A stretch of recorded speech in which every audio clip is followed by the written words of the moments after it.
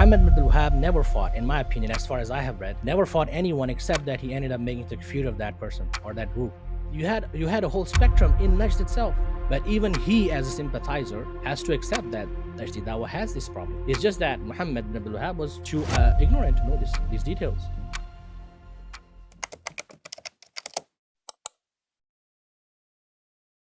Bismillah, alhamdulillah, wa salatu wa salam ala rasulillah.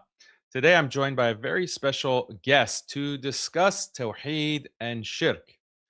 And this is a subject that we've been discussing on MuslimSkeptic for about 2 years now.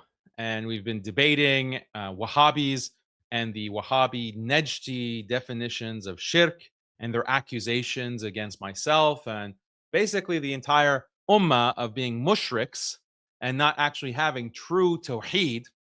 So I've had a series of guests who are scholars, shuyukh, to elaborate on this issue and to bring their expertise on the topic to better educate Muslims, viewers of the channel, on this very important subject of shirk and tawheed.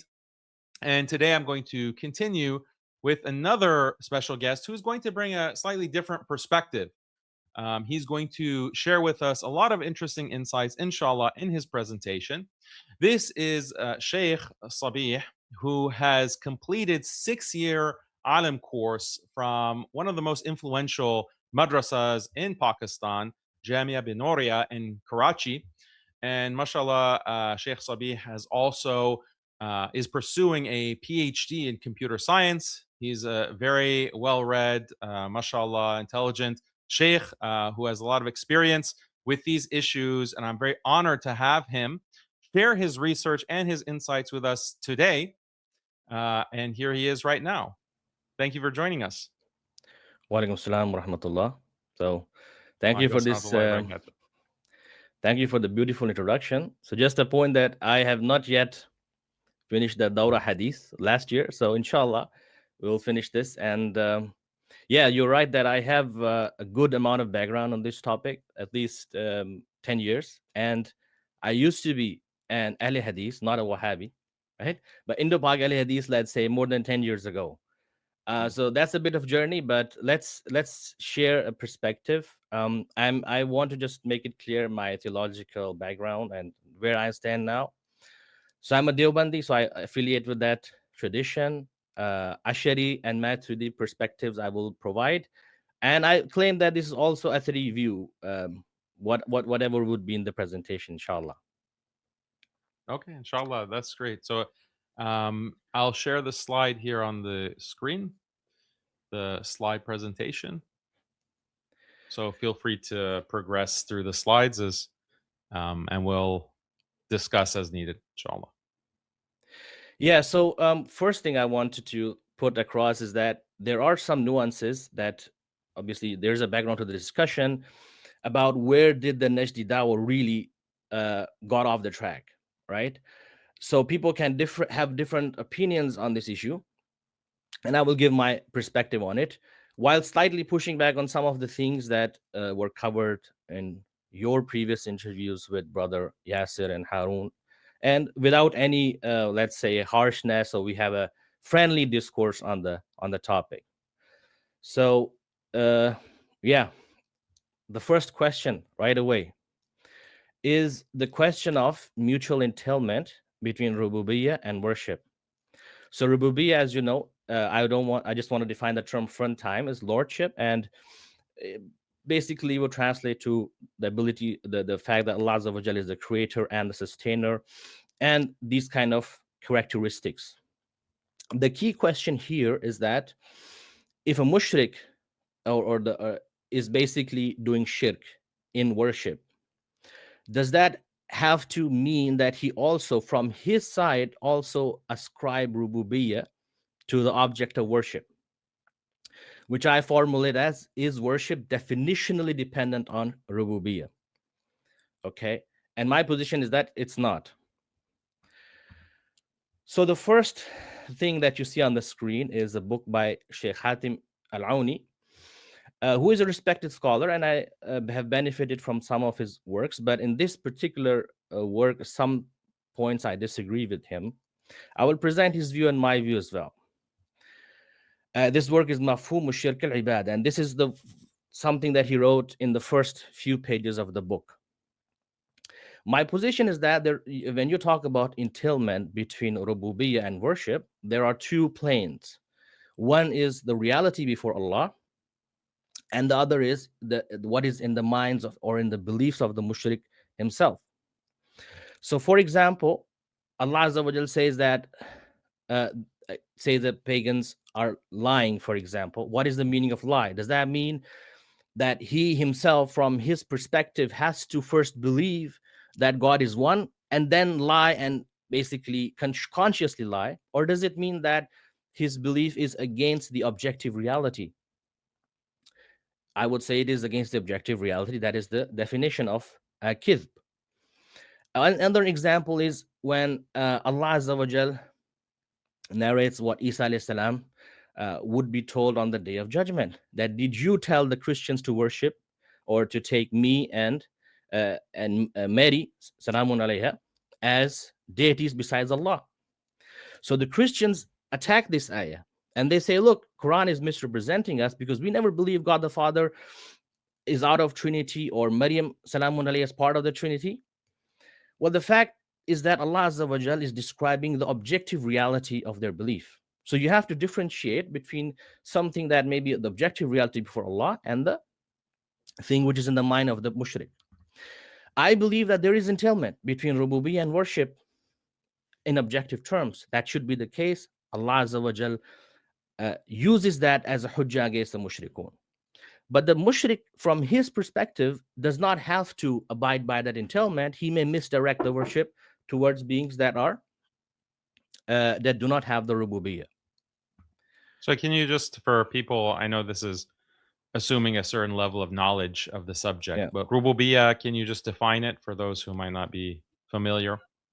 Yeah. So rububiyyah actually refers to ability to create. Allah Azza wa Jalla is the creator, sustainer, and some people can also have a broader definition of rububiyyah, which includes, let's say, hearing, seeing everything. Basically, those kind of attributes are the attributes of rububiyyah. So providence is the correct translation of the term. Yeah, it's coming Right. from Rabb, the word Rabb in Yeah, Arabic. nurturing basically would be the Sustaining, nurturing, yeah, creating, owning, like the owner. So, because some in English, sometimes Rabb is translated as Lord, sometimes it's translated as Master. yeah, Oh, yeah, correct. So the understanding of Sheikh Aouni is that the entailment is also true on the level of the subjective plane. So the pagan who is doing shirk fil ibadah, he also has to have a shirk in rububiyyah explicitly. And this basically entails that, in his understanding, the worship is definitionally dependent on rububiyyah. So that's the main conclusion, I would say. Now, and why can you like give a, sorry to interrupt you, but can you give why is Dr. Aouni concerned with this? Like, what is he responding to? Like, because he's not speaking in a vacuum. He comes with this perspective or this argument. For what purpose? He's responding to the Najdi Dawah, as you put it. So can you give a little bit more context to that? well, because they argue for decoupling, that someone does not have to believe that the object of worship has ability to create or do this. And if they see someone doing some actions that resemble outwardly veneration, they can apply the hukum that this is shirk fil ibadah, and they make the blood halal and takfir and so on and so forth. But I would also show that if you decouple, it doesn't have to lead to their conclusion. So I don't agree that their mistake should lead you to also a mistake, basically. Yeah. That's So where I go. the Wahhabi perspective from Ibn Abdul Wahhab is that it's a critique of what they said were the Sufi mushriks, because they said that, well, these Sufis in the Ottoman Empire, for example, they're calling to their imams And this calling is actually dua, and dua is ibadah. Dua is worship, and in fact, this is the statement of the Prophet sallallahu alaihi wasallam. So they are worshiping their imams or these awliya or whoever. They're worshiping. That's shirk, and that makes them mushrik, and therefore their blood is halal, and we wage jihad on them. But then the response, some of the response, for example, of someone like Hatem al-Auni is that no, no, no, no. These Sufis, for example, or these other Muslims, they don't view their imams to be Rabb. They don't attribute to their imams lordship, that they have the power to create or sustain. They view them as being dependent on Allah. Therefore, it's not shirk. It cannot be considered to be shirk, and that's the context of it. Yeah, I believe that the act of calling itself is not shirk. It's basically dependent on the niyyah or the i'tiqad. But we will get into details of some of these topics in the slides as well. So yeah, maybe let's look at this ayah. So Allah Azza wa Jalla says, Bismillah ar-Rahman ar-Rahim, أم اتخذوا آلهة من الأرض هم ينشرون. So this is, I give this verse as, let's say, an example of how the Quran uses this aspect of mutual entailment. So Allah Azza wa Jal is basically rhetorically asking them, have they taken gods from the earth which also resurrect? Now, obviously the pagans didn't believe from their side that their deities have the power to resurrect. Like majority of them didn't even believe it for Allah. So how would they ascribe the ability to resurrect to lesser deities, right? And Imam Razi mentions in the tafsir of this verse, وَهُمْ فِي غَايَةِ الْبُعْدِ عَنْ هَذَا الدَّعْوَةِ, that they are very far from making such a claim. So why is Allah necessitating upon them? He's necessitating because in the objective reality, that's how the things should be, is that the one you worship, should have the perfect attributes, should have the attributes of Rububiyyah, even if the pagan himself doesn't abide by that. Even if he may misdirect his worship to a being that is not the Rabb. Okay, and then we will see what is the understanding of ibadah, but for now this is the point, that the Quranic use of mutual entailment is in this sense.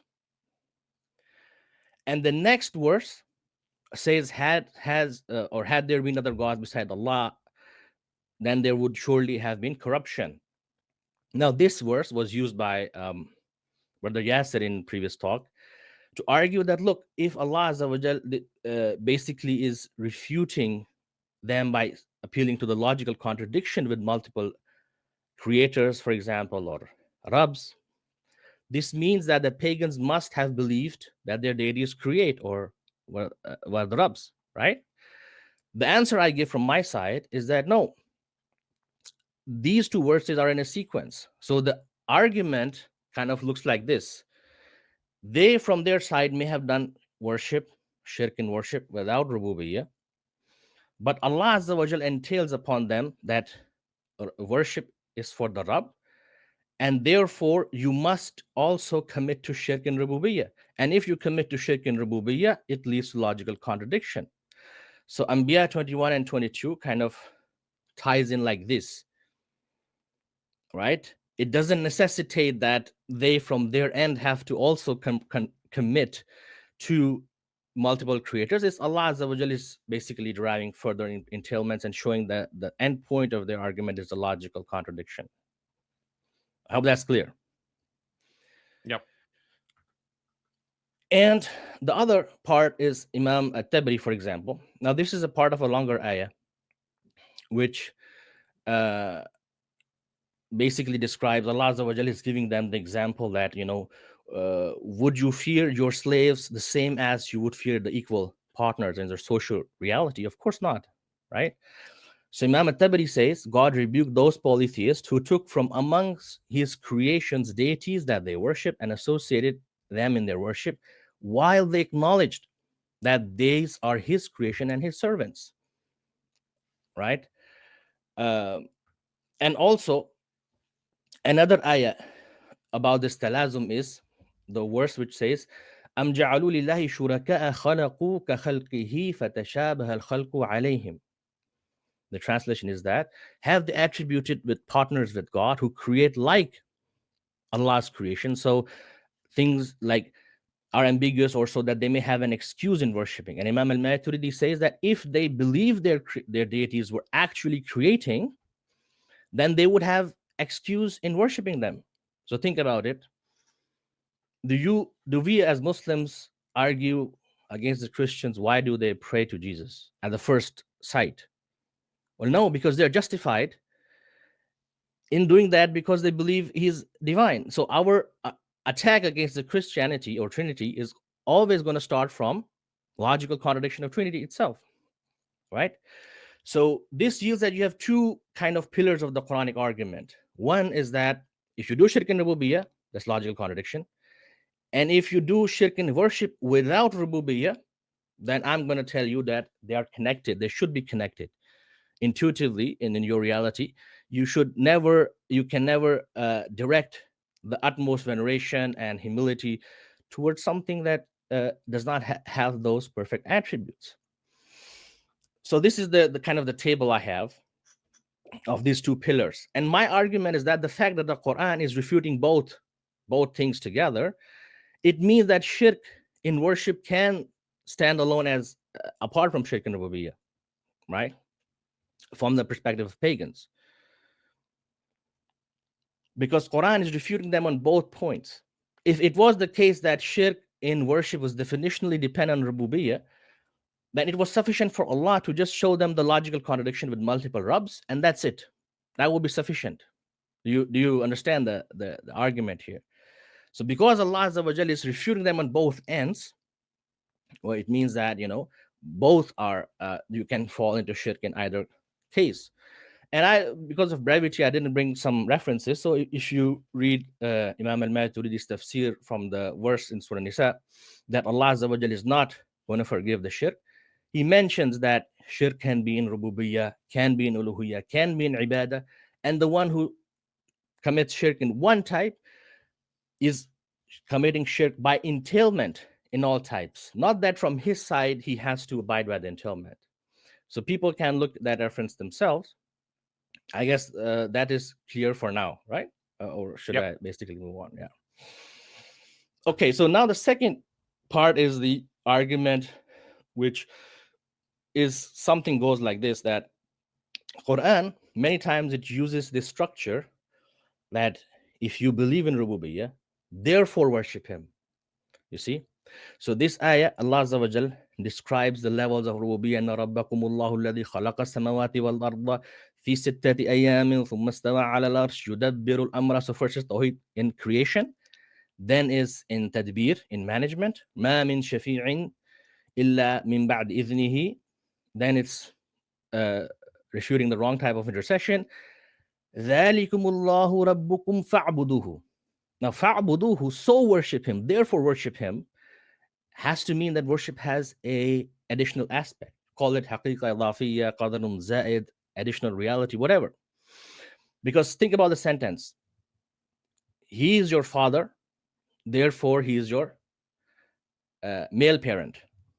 Now, this sentence doesn't make sense because you're basically, it's called tahsil or hasil. Like I say to Daniel, can we have a live stream? Oh, we're already having it, right? So this is tahsil al-hasil. It means that when you have this kind of construction, do this, therefore this, that's something that follows, therefore, it has to have an additional aspect that is demanded. Otherwise it's a tautology. Exactly. Yes. I think that's a very strong point. And also there are some other points which maybe just go through in cursory sense, that the people of Musa alayhi salam, they said, make for us an ilah. And if you look at the tafsir of Imam al-Maturidi, for example, or Razi, they say that no, they didn't demand that Musa alayhi salam makes an independent Rabb.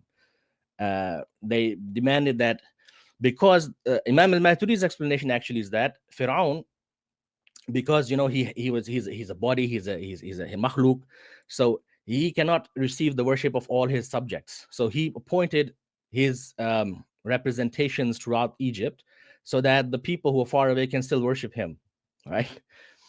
So Imam Maturidi says that these people, because they lived under they were slaves, so they absorbed that thought process, and then that's what they were demanding from Musa alayhi salam, that we cannot worship Allah Azza wa Jal directly. So we have to, we need something to worship, and then that thing is going to worship Allah. So that kind of proxy kind of understanding, which is different from Qibla. Qibla is like you have a direction. Proxy is like, I cannot worship Allah. He's too sublime. I have to worship something else, and that something else worships God, right? And then this ayah, very often quoted, مَا نَعْبُدُهُمْ إِلَّا لِيُقَرِّبُونَ إِلَى اللَّهِ زُلْفَى. All right. In our history, like even in the books of fiqh, this ayah has been quoted upon its apparent sense, that this is what Sanusi says, a shirk taqreeb. They believe that God is too sublime, or it's against the adab. And this comes from tajsim and tashbih. When they see a tribal leader, you cannot approach him. So they had this kind of understanding about God as well. Now, I looked at one objection that somebody gave, is that, look, you cannot define the worship from this ayah because it contains the word ibadah. I say, yes, that's true. But what I can do is I can enumerate the possible meanings of worship. Okay. One understanding of worship is that it is definitionally dependent on Rububiyyah. The other understanding is that it doesn't definitionally depend on Rububiyyah. Well, if worship is basically definitionally dependent on Rububiyyah, then this ayah is going to be absurd. Because if your object of worship is independently able to give you something, why do you want to get closer to Allah in the first place? That independent being is going to give you everything you want. It can sustain you, it can give you what you want. The very fact they want to get closer to Allah in proximity means that they think that Allah has the keys, but we are too low to worship Allah. And Allah is too sublime that, we cannot approach him from the perspective of worship. And just to put this point further, in the previous ayah, Allah went from Rububiyyah to worship. From worship to Rububiyyah in the Anbiya 21, 22. So here it goes other direction. From Rububiyyah to the last part is that the last part of the ayah is that show me any thing from the scripture. So Imam al-Razi kind of explains it like this. You invoke them. Did they create the universe? No. Are they partners in creation? No. Al-Razi says that there is still a last excuse left, that maybe the God who is the creator and the owner, he's the one who commanded us to do shirk. You see? I translated this quote: because bestowing God has commanded us to worship them, which means that according to Al-Razi, the worship is still defined. It does not go out of definition, even if Allah Azza wa Jalla is the one who's commanding, subject to worship, let's say, XYZ. So Allah is basically, Al-Razi is saying that even if pagan argues that, okay, we give in that Allah is the creator, Allah is the sustainer, but he's the one who's commanding us to do this worship. So the worship will still remain defined, and there will still be mushrikun, right? And I think this is also mentioned by some of the other scholars like Shirk Juhud or Auf Taqlid, where they can say, okay, Allah Azza wa Jalla is the creator, as everything, but he's the one who told us to worship these beings. So this also indicates that according to Al-Razi, the worship has an additional aspect. We have to see what that additional aspect is. That's not how the Najdis will understand. And this is very important slide. So maybe it might be complicated, but let's pause here for a moment. And this is going to answer your question, how differentiating worship from Rububiyyah doesn't lead you to the problem that the Najdism had.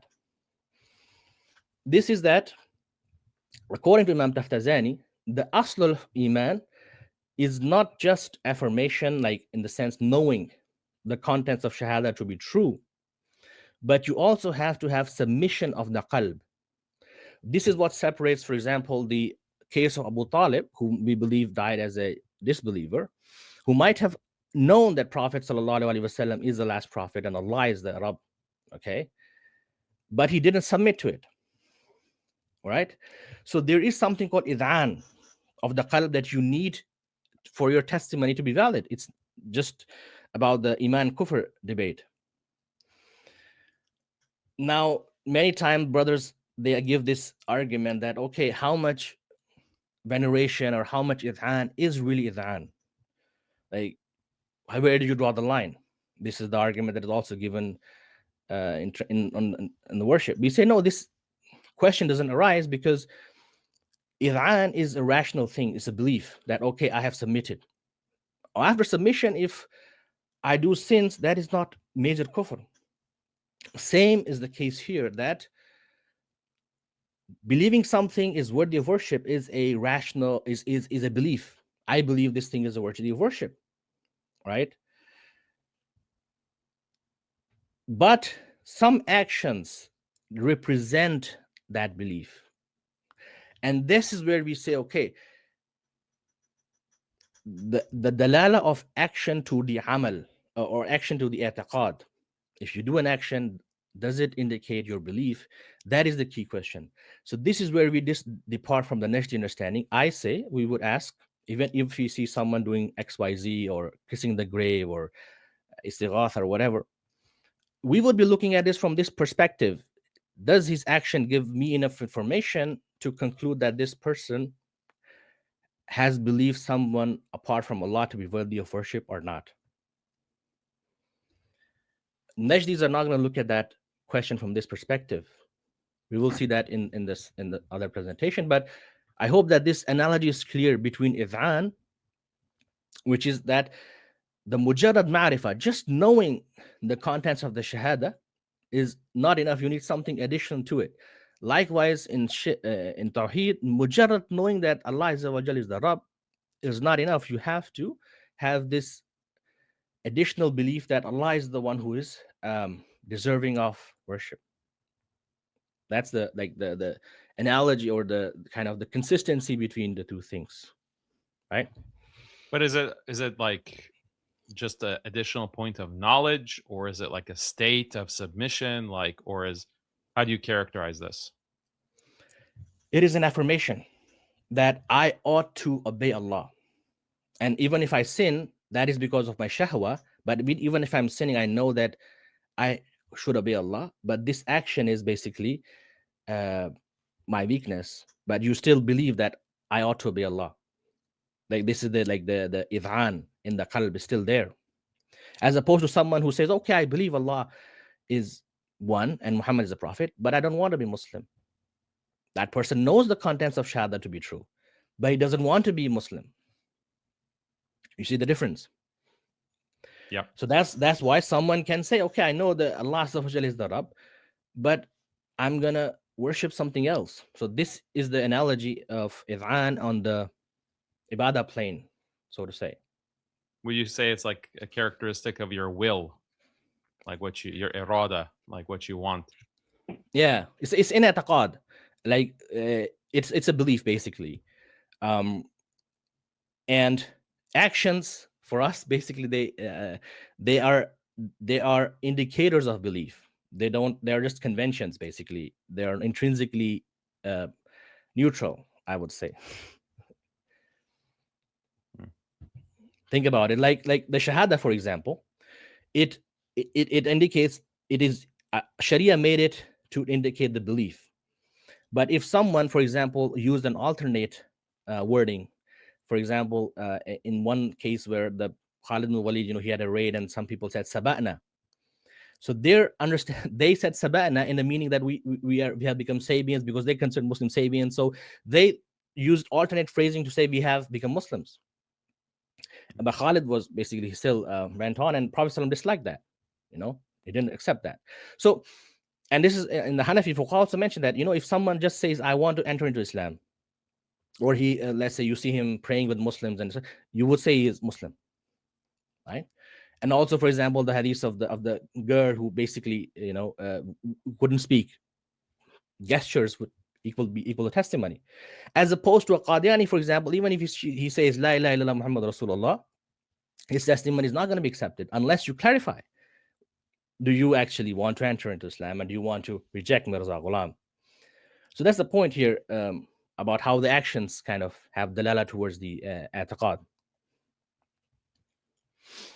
Yeah, they're connected. So, did you want to point out anything else on this slide? I have to expand it because the font is really small, so I have to expand it a little bit. And then, was there anything? Let me just. Yeah, I think I verbally said it, but other people can't. So you take a screenshot and try to. I used AI to generate this, so I gave it the prompt that this is what I want to see on the screen, and it gave me. So okay, yeah, I'm done with this part. I just want to give 2 or 3 examples from some scholars who understood the shirk of pagans. So when we talk about, for example, who are the authorities, like every fund has authorities. Hadith, for example, Imam Bukhari. These people that you see their names on the screen, like Abu Mansur al-Qahir al-Baghdadi, Shahristani, these are Ashaira. But their knowledge about al-milal wal-nihal and heresiology is accepted, even outside of Islam as well. Now, all of them, they say that pagans had different categories of beliefs. And they categorize the last category, and they start usually from the top one, that those who even ascribe causality to time, so on and so forth. And the last category, they say, is the one that believed creation and even resurrection is from Allah. They just did shirk and ibadah. For example, this is from, well, actually, it is from Abu Mansur al-Qahir al-Baghdadi. He's a very famous, major Ashari scholar before Al-Ghazali. The book I mistook in the slide, it is Al-Asma wa Sifat. He says that قوم أقروا بالابتداء والإعادة من الخالق. The second group amongst them were people who affirmed origination and even resurrection from the Creator, but denied the messenger and worshipped the idols. They claimed that these idols brought them nearer to God in closeness, and they performed pilgrimage to them and offered sacrificial rites to them. So really the question is that where do you think, if you read this passage of Abu Mansur al-Qahir, where are you going to see the shirk of this group? Of course, in worship that is not necessarily coupled with shirk and Rububiyyah. Yep. And also, I didn't translate because it's didn't get the time. But this screenshot is from the Sharh of Tawilat. Tawilat Ahlus Sunnah is the tafsir of Al-Maturidi. And after his tafsir, Abu Muin al-Nasafi, who's also a Maturidi scholar, and other scholars, they kind of had a revision on it. And this revision is still in manuscript form. But I was able to OCR it and basically go to a lot of places. He has lots of such ibarat where he says that the pagans, they had I mean, he used the word that, okay, they believe Allah, Khaliq is the one and Rab is the one, but they did shirk in ibadah. And for some people it may come as a surprise. Okay, you're saying that some of them actually affirm resurrection. The point is that yes, this is true, that some of them even affirm resurrection. How do we know it? We know it from lugha. For example, there is something, if you look at the word al-baliyah in dictionary, it refers to a camel. Some people, and Abu Mansur al-Qahir al-Baghdadi, before his picture, he writes the name of the people who wrote in the wills that when we die, you have to tie a mount on our qabr, so that yani, and they would tie and leave it to die in hunger and thirst. Their belief was that they would be resurrected. Imam al-Khattabi also mentioned this point. So the point is that the pagans are different. They were different categories, and it's not correct to just point out, let's say, they ascribe daughters to Allah or ascribe causality to time, and then say shirk is enclosed into these categories or into these things. Okay, because they had different groups, Different varieties, different types. exactly, different sects. They weren't monolithic. Exactly, yeah. So yeah, this is just a slide about some of the things that come across. So for example, the covenant of Alest is used that, okay, who is your Rabb? But I saw that in one narration in the Hadith, the covenant also says, covenant of Alest, people have a background that, when Allah Azza wa Jal took the covenant from us, that who is your Rabb? And we said Allah. In the Hadith, it also says, who is your Ilah? It also adds to it. So it's not an argument against my position. Also, for example, وَمَا يُهْلِكُنَا إِلَّا الدَّهْرِ. You see some of the Mufassirun like Al-Jassas, they take They specifically say that this was not the general position. They say هذا قول زنادقة قريش. Some specific zanadik of the Quraysh had this opinion, not of all of them. Ascribing daughters to Allah. Also a specific tribe. I think Al-Jurjani mentions that, and Al-Qurtubi also mentions, I don't know the source, is it really there, but they have quoted from Ibn Abbas that it was the view of Khuza'a tribe. Worship of jinns. One of the oldest book of Shirk, Al-Kalbi's Asnam, it says that even this is a specific branch of a tribe, Banu Mulay. Rejected the resurrection? Yes, most of them rejected the resurrection. That's kufr. Shirk would be if they ascribe resurrection power to Allah, to other than Allah. Okay, that's kufr, but not all of them rejected resurrection. So these are some of the adillah that were given in previous lecture, also like threatening the prophets with curse. Okay, they did threaten to frighten the prophets, but what was the mechanism of it? Did they believe that, okay, these things are independent? Or it's possible that, we are worshiping them and they are going to get it done from the side of Allah Azza wa Jal, basically by intercession. That's a possibility, and Imam al-Maturidi mentions this as well as a possibility. So these arguments that have been given are not actually clear-cut, decisive on this point, in my opinion. Allahu Alam. So these are argument. These examples, to recap, these examples are used to say that, well, see, the mushriks were ascribing Rububiyyah to their idols. Yeah, and they do it, but not all of them. Right. And Okay. you cannot restrict it to that. That's the point, actually. Yeah. Okay. Yeah. Because so then, what so far in this presentation, like a Najdi Wahhabi is going to be listening to, and he's going to say, "Great, Great job. Gonna be very happy. You're doing excellent. Even some of these points we didn't know, but thank you. You're introducing it. Like this is what they would love to respond to. The istiqlalis, the ones who are coming from, going off of the work of Dr. Hatem Al-Auni, and as a rejoinder, rebuttal to his argument of the entailment, like necessary connection between the rububiyyah and worship. Okay, so that's our recap, and we can continue now, inshallah. Yeah, so that's it. So that's for the worship. I just have one more point to emphasize, which is a different branch, which is about the independence, right? So this is a different thing. Like, does independence alone completely define rububiyyah? Like, this is the famous clip that got viral about, I think one day ago, about if someone believed dependently, someone created the universe and knows everything and controls everything. What about this thing? Yeah, so let me just restate it so that people know, because this is the hypothesis or the example that I gave. So imagine that there's a being that is created, makhluk, and Allah has given him the power to create an entire universe and control everything in that universe and maintain it. And that kind of extensive power is granted to that one being. Is that shirk or not? Assuming that that power is dependent on Allah. And then you had some of my guests, for example, saying that no, it wouldn't be considered shirk. It wouldn't be considered shirk. I disagreed with that. I said, I do think that reaches the level of shirk. So that was the controversy, and so now this is what you want to explain, that it should be considered shirk. Yeah, I would say it should be considered shirk, but what are the reasons? So we have to be fair with the other people as well. What are their arguments, right?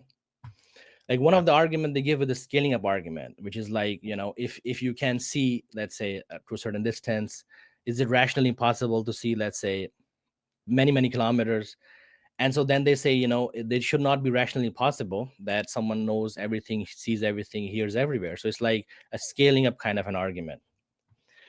Well, the second is that, okay, they have a tendency to say that, well, deficiency would be if someone else is independent of Allah. Otherwise, what's the deficiency? That's also an argument that has been given. And there's a demarcation problem that if you believe that, okay, certain qualities exclusively belong to Allah, where do you demarcate them? Like these are the characteristics exclusive for Allah. That's also an argument given. And also they say that, look, if we differentiate the attributes, like if someone has dependent attribute of creating, that attribute is not eternal. So if you are differentiating, it means that we are not saying that this attribute, dependent attribute, is exactly the same as that of Allah. This is also an excuse that's given. And maybe actually occasionalism is also given as an excuse, so we will see that. Some scholarly references who use the word istiqlal. I will, maybe if I have time, I can look into that. And also from some figures like Al-Haythami, and they have some ibarat, but I think that they are not really decisive in this case as well. Are you going to explain each one of these? Very 'Cause few, I very, didn't very yeah, this is a later slide I put it, just like one point like this, that the problem with the scaling argument is that it is a well-known compositional fallacy, which is that the rational hukum of something less doesn't have to be the same as something more or apart, a whole problem.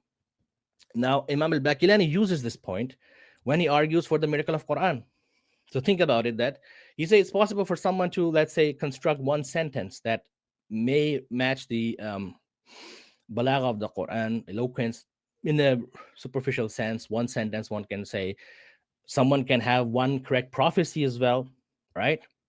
But when Quran comes in front of you, you have to say that this cannot be from makhluk. This cannot be from the earned or kasbi abilities. And the fact that you can say that is premised on the belief that creations have to have limitations. If you believe that all the abilities can possibly be possessed by angels or people, how can you be sure about the miracle? How would you answer someone who says that, well, maybe Quranic composition or composition was from an angel or from a jinn? How are you going to address that, right? So that whole thing is grounded on assuming that creations have limitations, and there's something we can see in the miracle issue as well. Now, also the deficiency for God is more general. You don't have to say that only dependence is deficiency. There's no proof for that claim.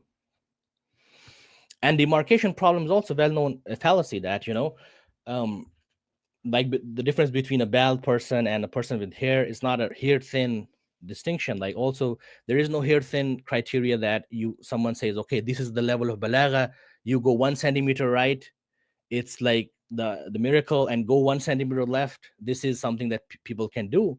If you read the footnote, it's like Imam Sarakhsi is differentiating different types of limits. He says one types are basically when you're clear on the corners, but they're vague in the middle. They're still they can still be distinguished. And also, exact likeness in attributes is not a condition for shirk to occur. Like a mushrik doesn't have to believe that the knowledge of a created being is equal to or exactly same as the knowledge of Allah in eternity in all of its forms. No. Occasionalism says that Allah Azza wa Jal is the khaliq of all the actions. Okay, Allah Azza wa Jal is the creator of all the actions, but you can differentiate the actions based on which actions involve human kasb and which do not involve. And this is something Ash'ari's in Ash'ari kind of terminology is very, very well-known thing. Just like, for example, the prophet and non-prophets are human beings, but that they can still be differentiated in terms of prophet. The other one is prophet, and other are not. And so I also know that some later scholars did use the word istiqlal, but they used it in the sense where you gave the example in some of your lectures, like or some of these debates or discussions, so to say, about this occasional kind of abilities or kiramat, like Umar radhiyallahu anhu saying, Ya Sariya, look at the mountain. So some of the scholars use istiqlal in that sense. that okay, those things, occasional things, they distinguish that from an all-encompassing, simultaneous, permanent kind of abilities. So they didn't use the word istiqlal in the terms of independence the way some people are using these days. And also some of the quotes from Ibn Hajar al-Haythami and these some figures, if you look at, I mean, some of their wordings are a bit ambiguous, but if you look at their other writings, they would, let's say, negate prophets knowing everything, literally everything in the universe. They would negate it. He negates, for example, Prophet hearing from far, and so on and so forth. So that's basically the point of defense. And I just give 2-3 ayat, and basically I'm done with the first part. So one argument for this, there's a Quranic argument, which Imam Razi mentions, that when Ibrahim alayhi salam was up against the Nimrud, Ibrahim alayhi salam said, okay, bring the sun from the west. And Razi comments this very golden sentence: دليل إبراهيم عليه السلام كان في غاية الصحة وذلك لا سبيل إلى معرفة الله إلا بواسطة أفعاله التي لا يشارك فيه أحد من القادرين. It's the same miracle point that there is no way to recognize Allah Azza wa Jal except by means of unique acts. Imam al-Maturidi has even a specific example that he says, okay, if the angel was created the universe, then we would not be able to go from universe to Allah, because the wajib al-wujud is going to be ambiguous. You know, you don't know if who had made the composition of the Quran, and so on and so forth. So this ambiguity problem is really, I believe, is attacks the core of this assertion of independence as a radical criteria. I believe this is a strong point. And then also, for example, the Quran says, أَمَّا يُجِيبُ الْمُضْطَرَّ إِذَا دَاعَهُ وَيَكْشِفُ السُّوءَ. And the verse continues, and it says, this is a famous passage in the Quran where Allah repeatedly says, إِلَهُمْ مَا اللَّهِ. Is there any ilah other than Allah? Now, I understand in some cases, you know, you can believe that, you know, you have a haja and you can call upon, let's say, angel or whatever. But the point is that someone, in every case of his life, he has, let's say, he's going on an aeroplane, his son has autism, he's going to childbirth. In every single case where he finds himself limited by means, if he were to say, okay, there is a dependent being I can call upon, and he's going to help me just like my mom can give me the sandwich, well, that basically means that this whole idea that a mustar is compelled to ask Allah becomes redundant. And Imam Jafar as-Sadiq has a narration from him, which is Arazi mentioned his tafsir, about a person who came to him and he said, have you sailed the sea? He said, have you witnessed its horrors? And then he said, you know, one day violent winds were there and shattering the ships and drowning the sailors, and I was basically clinging to a plank. And Imam Jafar as-Sadiq said, your reliance was first on the ship, and then the sailors, and then the plank to save you. When all of these were taken away from you, did you resign yourself to death, or did you still hope for deliverance? The person said, I still hope. So Jafar as-Sadiq said, from whom did you hope it? And the men fell silent, and he said, okay, Jafar as-Sadiq said, okay, Creator is the one from whom you hoped in that moment. Right? So in someone's life, there has to be occasions where he's just compelled and nothing works. Right? You're telling me that in every case, all the makhluk, it's possible that in every case of being compelled, they can just call upon Ali or someone else. I don't see how that works out, because that would mean that the very mahal of dua is ambiguous. Like when do you make dua to Allah? When are you compelled to make dua to Allah? If you really believe in this all-compassing kind of control of someone over the universe, I think it won't work. So also the Quran uses some of these attributes as a proof for his lordship. Allah Azza wa Jalla has the knowledge of unseen, and to whom all that matters return, therefore worship him. Which means that if these attributes were assigned to someone else, that being becomes valid to worship that being. And also this ilmul ghaib is not dependent, because when Allah says to prove, it's not just the independent ilmul ghaib. Allah Azza wa Jalla says the Prophet sallallahu alaihi wasallam, he tells him that when you have to say that I don't have the ilmul ghaib, You argue using the athar, the effects, the consequences, the entailments. Now, whether you get independent knowledge or dependent knowledge, your ability to benefit from it is the same. So I give you the analogy that, okay, if an intelligence comes to, I don't know, Pakistan from another country, from China, well, Pakistan can still use that intelligence and do something about it, right? So the fact that Quran is using the entailments to negate the ilm al-ghayb from Prophet sallallahu alaihi wasallam, it means that ilm al-ghayb basically means the encompassing kind of knowledge, not necessarily that, it's only negating the independent one and not negating the independent. So this is also the ayah of the Quran. And also, obviously, this verse, we have mentioned that this verse is the nas, that if they believe deity is created, then it would justify worshiping them. And if you go to, for example, Sharul Aqaid of Imam Tafazani, he doesn't make takfir of Mu'tazila, because Mu'tazila did believe that people create their actions. He excused them, but he said, and I think that one of the commentators, Sialakoti, he mentions that, okay, if the Mu'tazila just extended their belief to saying that someone can create the universe or atoms, bye, then it's major shirk. But that would be a major shirk. But this, we give them excuse for just their case. And I would say all of this ties to the fact that when you think about this ayah, huwa al-awwal wal-akhir wal-zahir wal-batin, this is the ayah about which Ibn Abbas, or I think it's from, there's one narration that there is one ayah in the Quran, and in this surah which start with sabbaha or yusabbihu, which is worth 1,000 ayat. There's some narration like that, and I think Ibn Kathir says it's this ayah. The point is that this ayah encapsulates the Tawhid, and the meaning of Zahir is actually not just the one who is dependent, not the one who is dominant, but his dominance is apparent.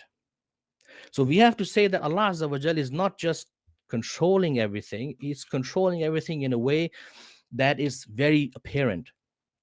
And it's apparent because of the limitations of the other beings. It's not like I would give a political example, but it's going fine. The Pakistan army, for example, we know they run everything, but the prime minister is someone else, right? It's Allah Azza wa Jal's control cannot be like that. You see that there's a super angel who kind of creates everything, controlling everything, and he's there behind. No, it doesn't work like that. But it's beyond just like, it's not like that in reality. But the point is that even if someone had the perspective that it's possible for there to be a super angel who can create and control everything at a granular level, on an atomic level, that perspective is a shirky perspective. Like that perspective is shirk, even though with the understanding that the angel is dependent on Allah. This is what you're trying to really emphasize with these ayat. No, it makes sense to me. But some of these points are subtle. I think that some of the points are subtle, so it's good to just elaborate. Because you have I can tell, you have the brain of a computer scientist. Like, you're thinking very logically, and some of these logical categories that some people might not see it at first. But I'm following what you're saying. I just want to make sure that the audiences can also understand some of these points. But they're very good, mashallah. Yeah, it's good to know. So break, so because it's a bit too much, but okay. So I think I have maybe one or two slides, a few slides, and so this is the quote from Abu Mansur al-Qahir al-Baghdadi. He was again a very strong Ashari scholar. So he says that Asharis are agreed that most miracles among the are from the genus which no other creation has power over, like bringing the dead to life, curing the born blind and leap, leper.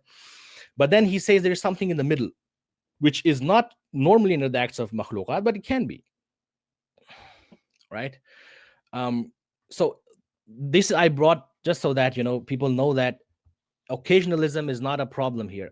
These are Ashari scholars who still say that a category of actions you have to believe only Allah Azza wa Jal does them. Like, even though Allah Azza wa Jal is the doer and the khaliq of all the actions, but you have to believe in a category where the cusp of the human beings or makhluqat is not involved. That's how you would make sense of the miracles. And then also for Al-Haythami, so I have categories, like you see there's the normal Kasbi abilities, the green one, the blue one, maybe not, purple one, maybe not so normal, like walking on the sea. We don't say that these kind of miracles cannot be in the control of wali. Okay, they can be.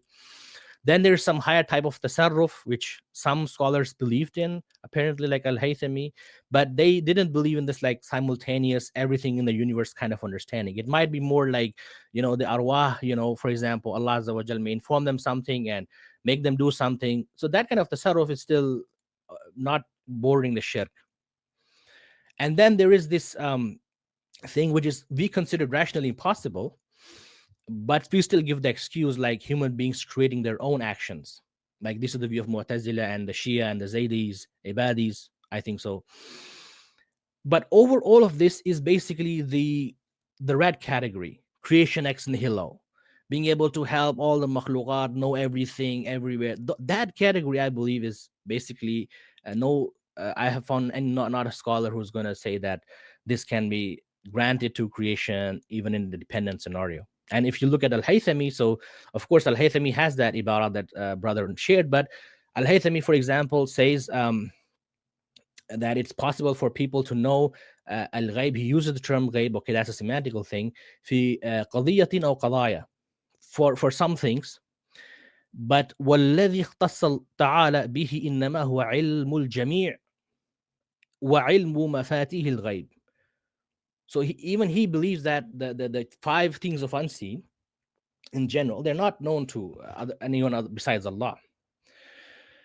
And even he makes the fear of that. Well, that the one who believes that someone knows everything, is done disbelief. So this is just a point. And then the fact is that the people who believe in independence, they have to explain which level of independence they are meaning.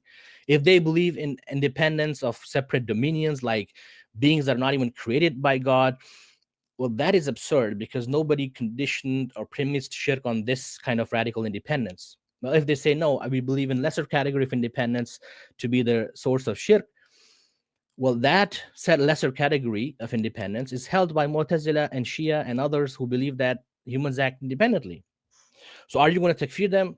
Are you going to takfir Mu'tazila? That's a very minority view. It's a minority view among Ahlul Sunnah. And if you don't make takfir of Mu'tazila, well, then you have the same demarcation problem. You have the same thresholding problem that you are accusing others of, like where do you decide to put your khasais, like something is for unique for Allah, and where do you takfir or not? Because some of the appeal of these people is that we have the binary criteria, absolute binary criteria that is very, very clear. Okay, but show us the clarity. Which independence are you talking about? If you're talking about the independence like Mu'tazila and Shia believe, I don't see it as a binary. Because Mu'tazila believe they are creating their actions independently. Human beings create their actions independently. So yeah, so why aren't you calling them mushrik and in the major sense, takfiring them? Yeah, in the major sense, yeah. And so this is the worst that and this is the last slide of this thing. The worst that was initially motivated, I think Sheikh Hatim Roni uses this a lot, that these are four categories in this ayah: the independent dominions, the common dominions, the God-needing assistant, God-needing intercessors, and he reduces each one of these category to independence, and that's how he derives the independence from. So this is a very key verse from his perspective, you see. Now, my pushback against his interpretation is that, well, okay, even if you agree that these are four categories, you can do the tafsir of this ayah with tafsir of with Surah Yunus 3, where the shirk in Rububiyyah is used to say that you should, or the affirmation of Rububiyyah is used to say you should still worship Allah. So this ayah doesn't mean that worship doesn't have a separate reality.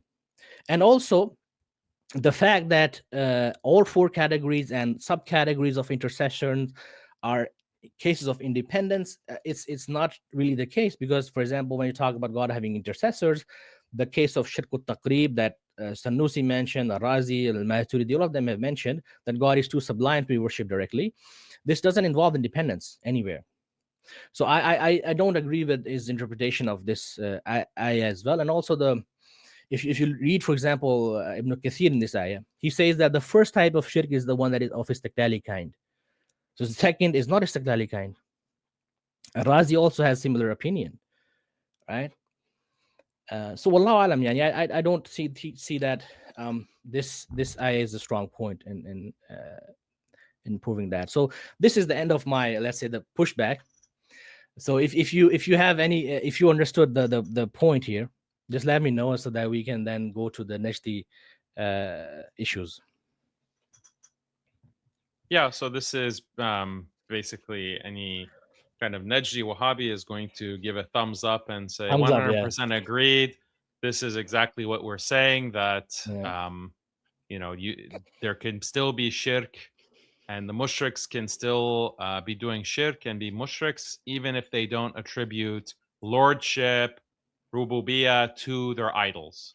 And this is exactly what Ibn Taymiyyah is pointing out. This is what Ibn Abdul Wahhab is pointing out. And this is why we consider those who are, doing this kind of saint veneration. We can put a broad category, saint veneration, whether calling to saints or going to graves, etc. This is why we say they're mushriks, in the same way that the mushrik Quraysh were mushriks. Neither group considered, from their perspective, the objects of their worship to be arbab, to be lords. So this is actually, they're going to fully agree. The Wahhabis are going to fully agree with what you have said, but then that's what you're going to show, that actually the perspective is problematic and actually inaccurate, and in the next part of your presentation, inshallah. Yeah, inshallah. I mean, I hinted towards that as well when I mentioned the analogy of ibadah with Iran and that thing. So, but that would clarify a lot of things. So let's go to the next one. We can, and also I followed your debate with Jake on the issue. So I have some comments to make in the start.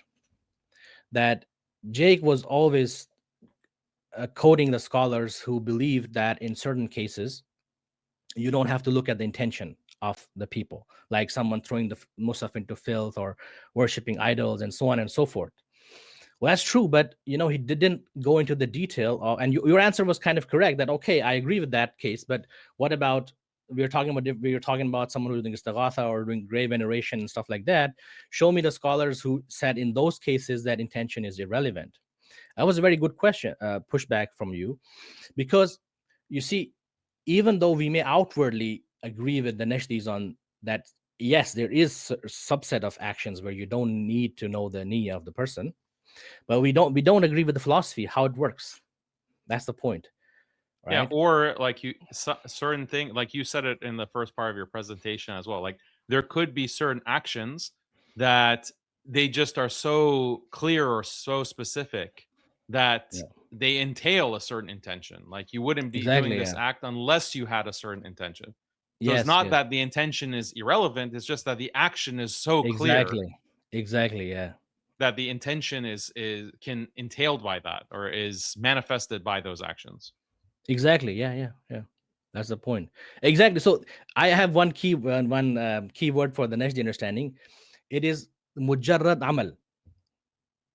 Those who know that mujarrad amal is, he uses this term mujarrad, like mujarrad means just the action, in a overwhelming cases where we don't see it that way. So that is the source of all the problems of his theology. So if you look at the slide, and yeah, exactly.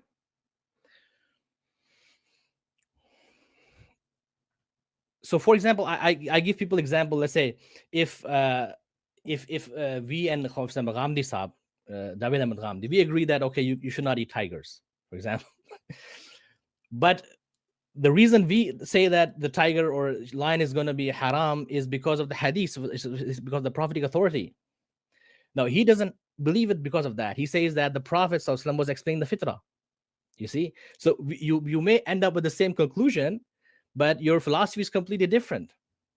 And that shows up in other cases. For example, okay, now we ask, does Ghamdi Sahib believe the return of Isa alayhi salam? No, because he doesn't believe that Aqidah can be taken from the hadith, right?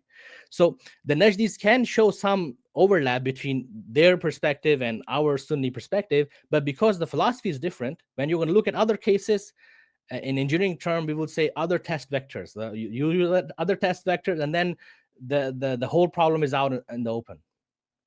That's the point. Yeah. So let's start now. Let's do this. So we say, so this is one Methodist scholar. He said, okay, the principle is that every action which indicates a belief without ambiguity, it is considered substitute for that belief, right? And versus the Najdi understanding of mujarrad amal, and we will see this through the examples as well. Now, Imam al-Tabari has a very interesting take on and what makes some actions conditional and some actions, let's say, unconditional. It's not like a magic, like some of the Najdis are going to say, okay, sajda is this, or categorize, some are conditional acts of ibadah, some are unconditional. The point here is that action is given meaning either by Allah Azza wa Jal, or it's given meaning by the urf, or like the urf means custom.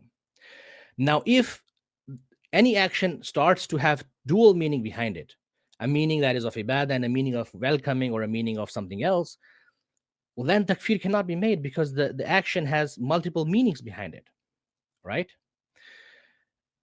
So Imam al-Tabari, action can't be a substitute for the belief in that yes, case, but because they're only in the case where there's only one possibility, right?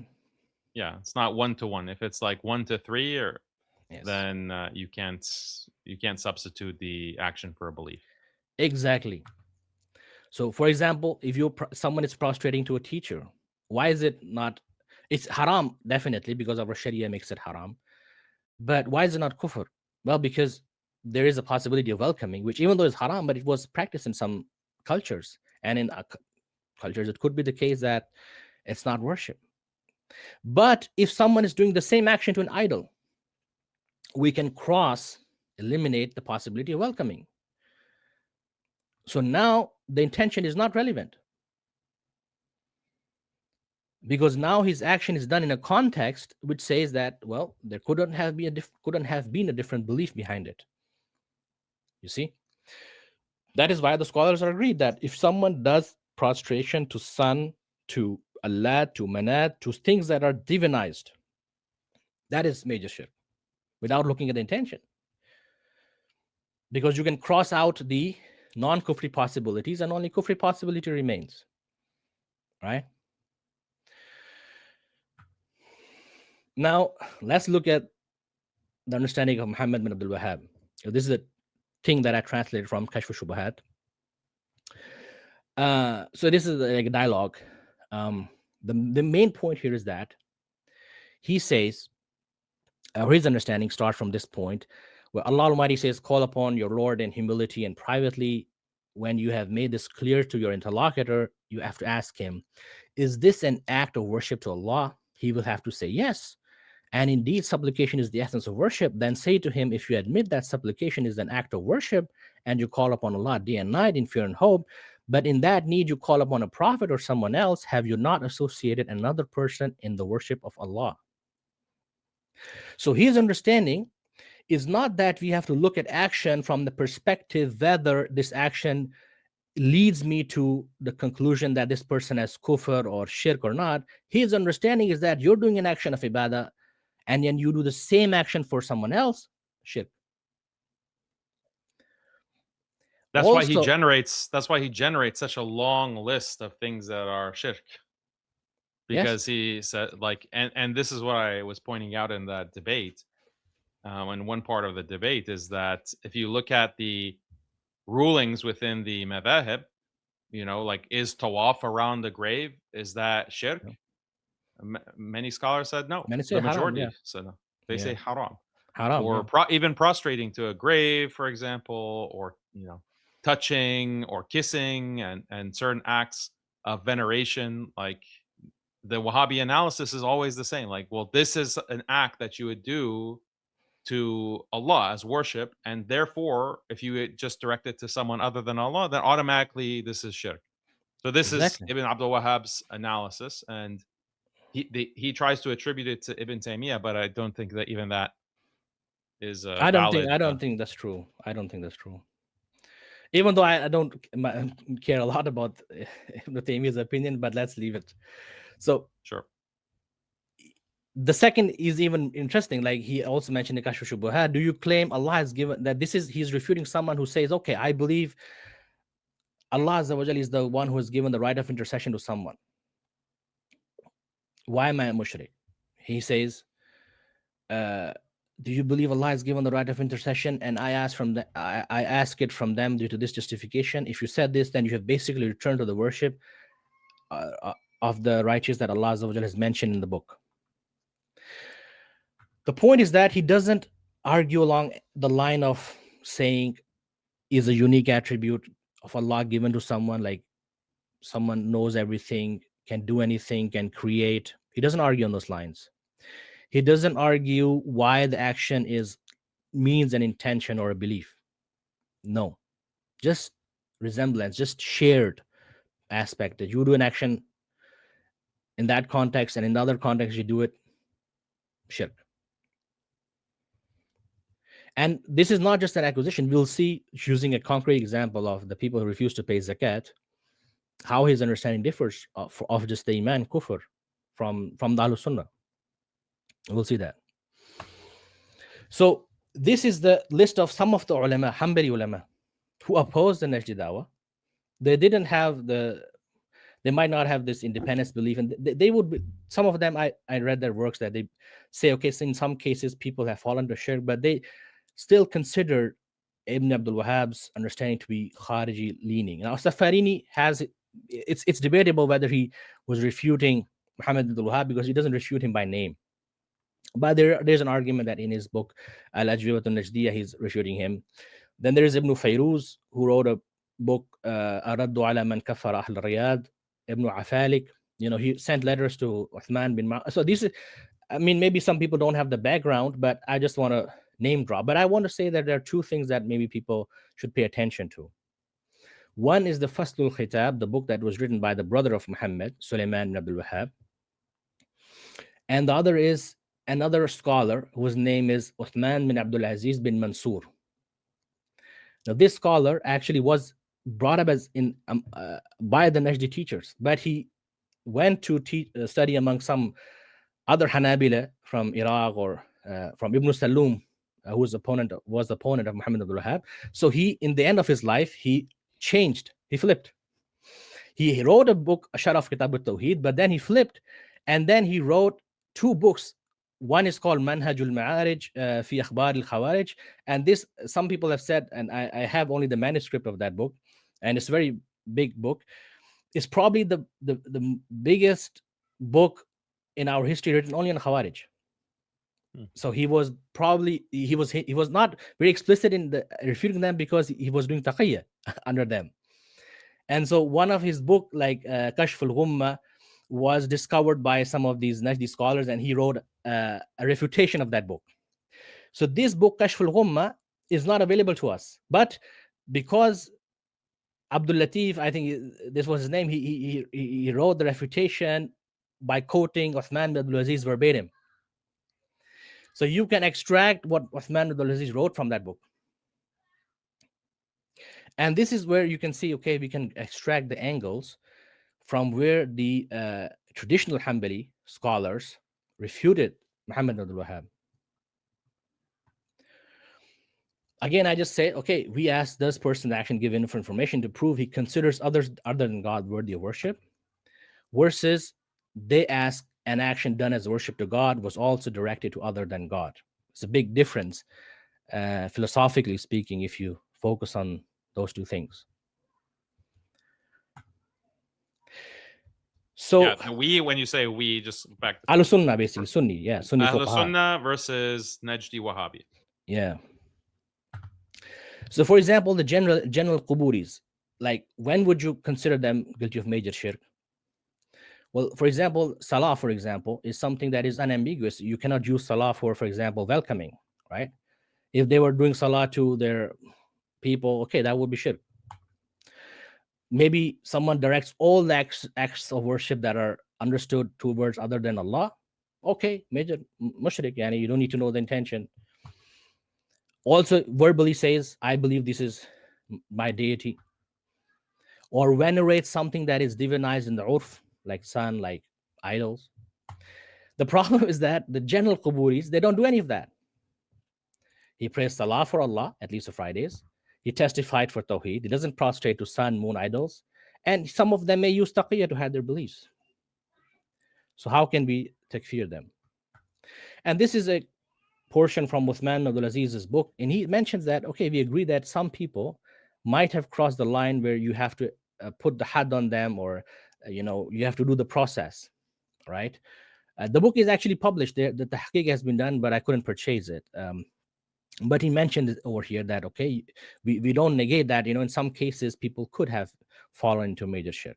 But, he doesn't believe in blanket takfir of the people who were living in Najd at that time. And this person is the one who is brought up by the Najdis. He knows inside out the happenings that are going on of the people of Najd. He doesn't agree that they were all apostates. What about, how would you apply that analysis to like making a sacrifice to the jinn, like sacrificing for jinn? So sacrifice for jinn can have, let's say, various manifestations. So one is that, he says, okay, I sacrifice for Allah, but I want Allah's protection from the jinn. Okay. This is haram category. Someone says, I am sacrificing to the jinn. Okay, and he says his name. This is something that some scholars could make takfir on this issue. But they don't. Would you consider major shirk? Yeah. But the point is that many of these people, so this is interesting. There's a guy named Ibn Suhaym, who was from the opponents of Muhammad ibn Wahhab. So Muhammad ibn Wahhab made takfir of Ibn Suhaym. Why? He says that Ibn Suhaym believes that sacrificing for other than Allah is not shirk. Well, you go to Ibn Suhaym's own letter.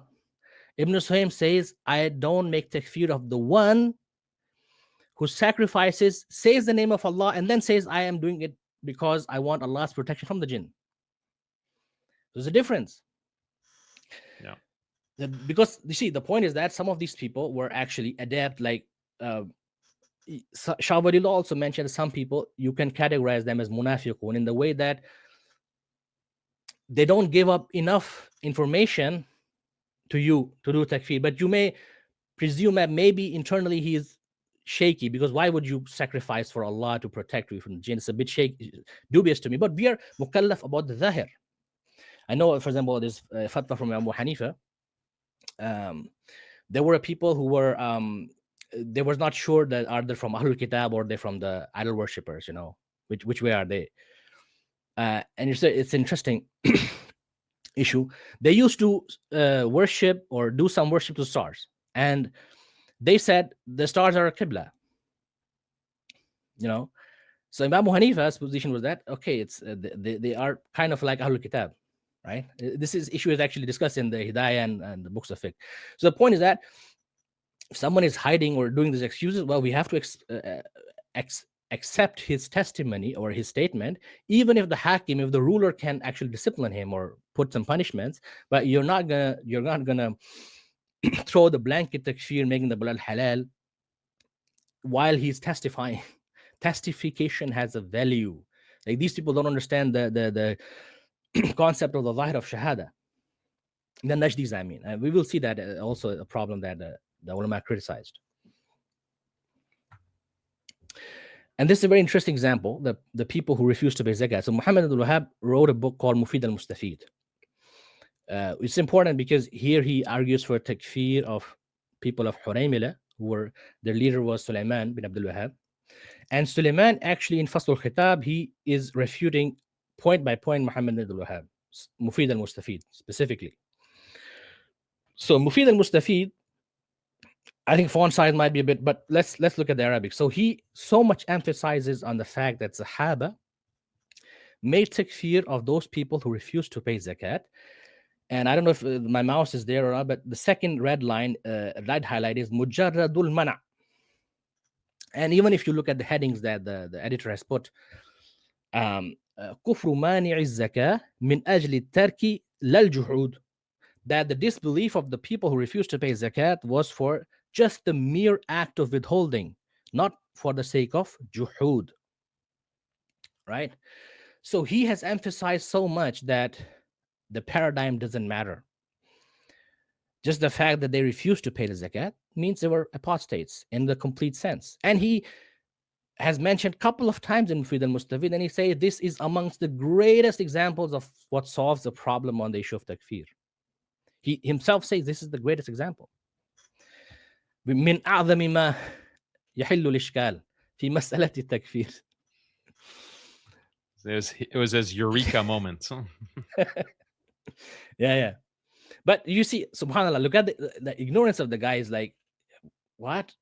This is Imam Shafi, not even the some other scholars. Shafi's opinion on this Ahlul Ridda is that Ahlul Ridda ba'da Rasulillahi darban. There were two types: the people of the followers of Musaylama and Al-Asaf al-Ansi, and then the other people, قوم تمسكوا بالإسلام ومنعوا الصدقات. The people who were from the Islam, but they refused to pay the zakat. Shafi doesn't make takfir of these, doesn't understand the Sahaba made takfir of these people, even though the Sahaba bracketed them as Ahlul Ridda, because Shafi argues that the term Ridda can apply in a lesser sense to these people as well. But Imam Shafi doesn't believe that these people were fully apostates, even though they could be fought for rebellious and other reasons, but not that they were fully apostates. And it has a bearing on ahkam as well. You may fight them, but you cannot take their progeny as, let's say, stuff like that. And I think the quote is from Al directly from Shafi, and the Shawafi have quoted this opinion in their books. Al-Khattabi quoted the opinion, and Suleiman, who is his brother, he says that you're wrong. Quoting Al-Khattabi, which means that Al-Khattabi's Ma'alim al-Sunan and other books were available, manuscripts were available in the Arabian Peninsula. It's just that Muhammad bin Abdul Wahhab was too ignorant to know these details. There's another opinion, which is by Abu Bakr al-Jassas, who's a very strong Hanafi scholar. He actually believes that Sahaba did make takfir of the people who refused to pay the zakat, but his difference of opinion with the Shafi is only on the historical problem. Jassas also says that Abu Bakr as-Siddiq also said that he would fight them due to their refusal to commit to zakat and acknowledge this obligation. And Al-Jassas says he considered that the one who withholds zakat from the Imam after acknowledging his obligation deserved to be fought, but not takfired. So the point is that Al-Jassas disagrees with Imam Shafi on what the Sahaba did, but not on the Aqidah, not on the understanding that the mere act of withholding is not major kufr. Right? Even Imam Ahmad also believes that they were takfired. Imam Ahmad has even more stricter opinion. He says, okay, it's not even necessary that the person has to deny the obligation, but he says that the fact that it was not the mujarrad mana that was the reason for takfir.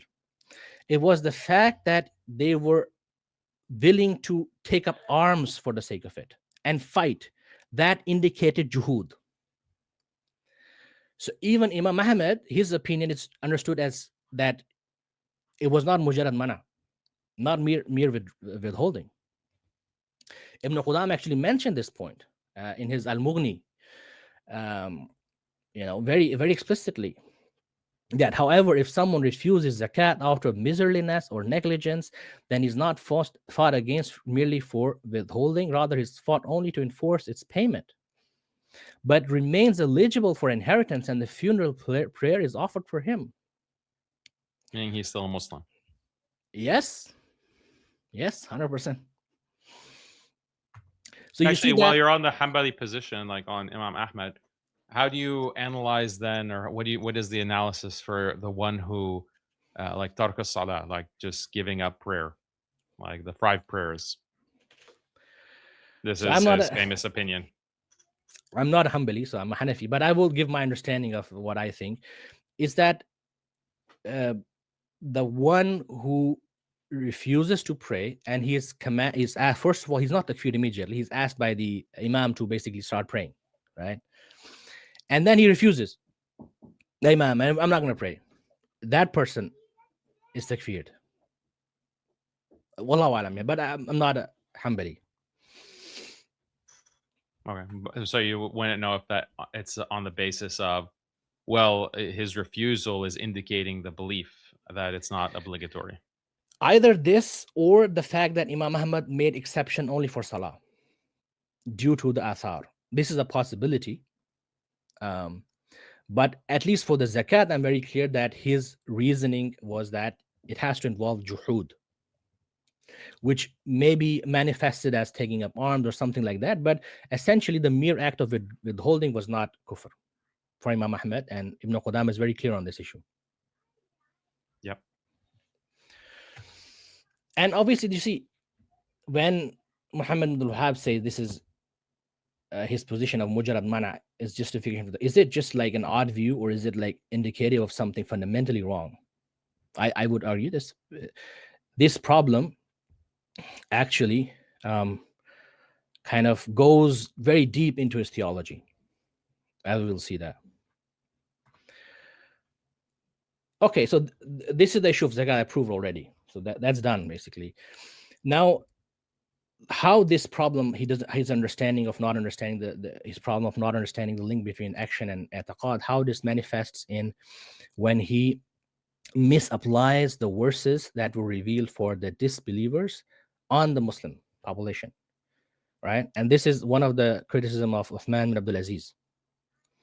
So this starts with his categorization. He mentions 4 categories, and this is to answer the people who say, okay, he just fought against the mushrikun. No, these 4 categories are those people who are not Quburis from his own admission. His own admission.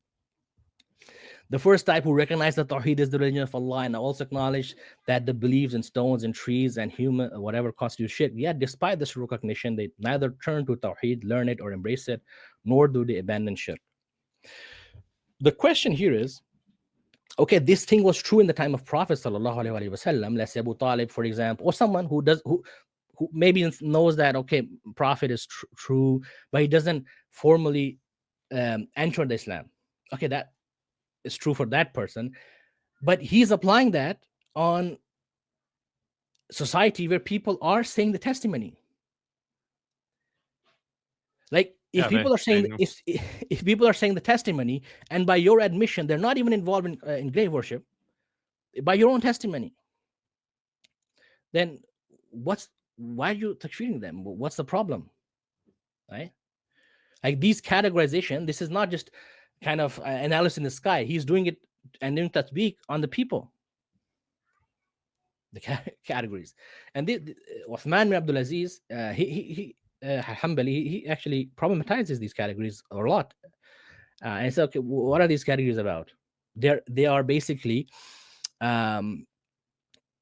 presuming that Muhammad ibn Wahhab had the same status, not like literally, but in terms of ahkam, as the Prophet sallallahu alaihi wasallam, that he has come with this deen and everyone else is kafir or mushrik, or let's say the original people, the Quburis, and then the people who are on the sidelines or opposing him politically, they are disbelievers too, because of these higher order, let's say, ramifications or derivations of takfir. It all stems from that point that he doesn't understand the difference between or the fact that you have to go from amal to i'tiqad. For example, let me give you an example. The people who hated the people of Medina at the time of Prophet sallallahu alaihi wasallam, they would be considered munafiqun. There's a hadith to that effect as well. Why? Because the people of Medina welcomed the Prophet sallallahu alaihi wasallam. Why would you hate in that time, in that context, people of Medina, except that you hate the Prophet, right? But now you went to Medina and people of Medina were angry with you, they didn't treat you good, and you don't like them. That's not takfir, right? Likewise, fighting the Prophet, his jama'ah directly, for any reason, you don't like his ethnicity or whatever, that's kufr, right? But that is not the case for someone else. People could be fighting Muhammad ibn Wahhab because they don't agree with his political opinions, whatever. You see, this is the problem of ISIS. For example, ISIS said, we stand for Sharia. You fight us, it means you hate the Sharia, right? And that's exactly what he says. That and one of the guys who defended his position, Muhammad ibn Wahhab's position, his name is Faisal al-Jassim, Dr. Faisal al-Jassim. He has mentioned in one of his Arabic lectures that justifying why he takfired some of the people who killed his emissaries. Like he sent some emissaries to some people, and that tribe ended up killing those emissaries, and he ended up takfiring that tribe. So Faisal al-Jassim justifies that. My question is, why is killing his emissaries or fighting him equal to hating Tawhid? Why? Again, he I doesn't mean, understand. it's just funny. Like, it's just funny, and asking the question itself, you have to laugh. But they really this is like very clear logic for them. Like, of course these are kafir. Like, you fight against Ibn Abdul Wahhab, yeah, of course that means you're a kafir. That means you're a mushrik. That's the only reason that you would have to fight against Ibn Abdul Wahhab or fight against ISIS. Like, that's what the ISIS fanboys, like, that's their perspective. Like, they can't even think outside of that. Like, And it's look at the don't you think like it's an IQ problem? Like, at certain point, like, it's an IQ problem. Like, they just don't have the ability to like think about how other people think, like to map the psychology of other people. well, that's actually one of the things that is very tied to Kharijism, because Imam Shatibi, for example, when he discusses the root cause of Kharijism, he says that these people, they don't have the faham of the Sharia, in the sense that they cannot connect it to a structure. Like,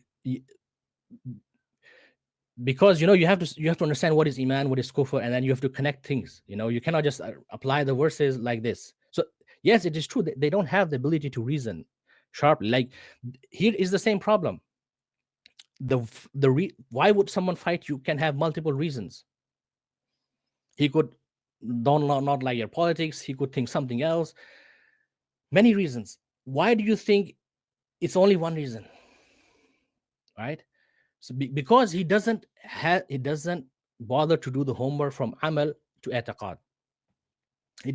It's not in his concept aslan. That's the root cause of the problem.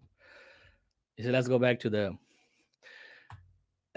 again, the second one, the one who recognized all of this and revile the religion of the messenger while claiming to follow it. Like, this is the example of, like, similar to in the Quran, when some people, they mock the Sahaba, and Allah Azza wa Jalla said, they don't have iman and this, like this. So he's applying that to his jama'ah.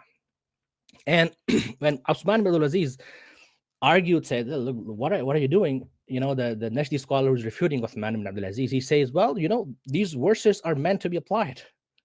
They're not meant to be suspended in the air. We agree they're meant to be applied, but the context matters. Those verses were revealed in the category, like, if you hate all the Sahaba in the time of Rasulullah, what does that mean? You mock the Sahaba, they're fighting, they're going out for Tabuk. Of course, that would mean you're munafiq, right? But I mock ISIS, or I mock your Jama'ah. Why am I kafir? They do that. They takfir me on this. Like, they takfir because I make memes about the Wahhabis, or I make memes about No. ISIS. They takfir that because I hate Tawhid. That means I'm a kafir, Yeah. murtad, and my blood is halal. Yeah, I mean, maybe let's go through four, because I think we made a lot of discussion on these four categories. But I want to come to the issue of Ibn Taymiyyah. That's very important. So there's a quote in Mufid al-Mustafid that Muhammad bin Abdul Wahhab writes like this. وقد ذكر في الإقناع عن الشيخ تقي الدين. Ibn Taymiyyah mentioned in his Iqna' that the one who calls upon Ali, he's a kafir, and the one who doubts on the kufr of that person, also kafir. Now you go to Ibn Taymiyyah's own work, he's not doing takfir on that. His quote doesn't say that.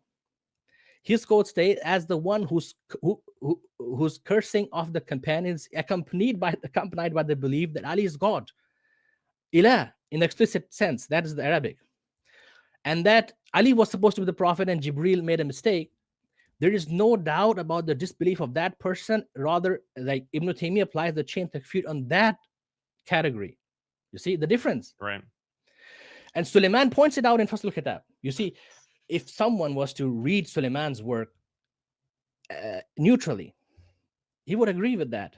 These Wahhabis, they have basically said, oh, he was a Shirk apologist. They haven't read his work, or they just cancel the people on these kind of small things that one person says, another hears, another hears. Suleiman catches him on this issue. He says, what are you talking about? Ibn Taymiyyah is doing chain takfir on the one who explicitly, he says, no Muslim is ever going to doubt that the one who explicitly says Ali is the ilah is a kafir. No Muslim is going to doubt the kufr of that person, right? But he understands it in what? The one who prays, who calls upon. Because he doesn't understand the issue of dhan and qat. He doesn't understand that the one who calls upon Ali, there is an ambiguity on why he's calling, as opposed to the someone who is explicitly saying Ali is the ilah. So chain takfir works differently in those two cases, right? I And this give is you the a big example. issue. Oh, Yeah. sorry, go ahead. Just last, like Qadianis, for example. You see, there's a time when Mirza Ghulam Ahmad Qadiani, for example, upgraded himself from Mahdi to whatever and then whatever. In those times, sometimes there were years where his claim was not very clear. It was not mutawatir. So at that time, if someone didn't make takfir of him, not chain takfir is not going to apply.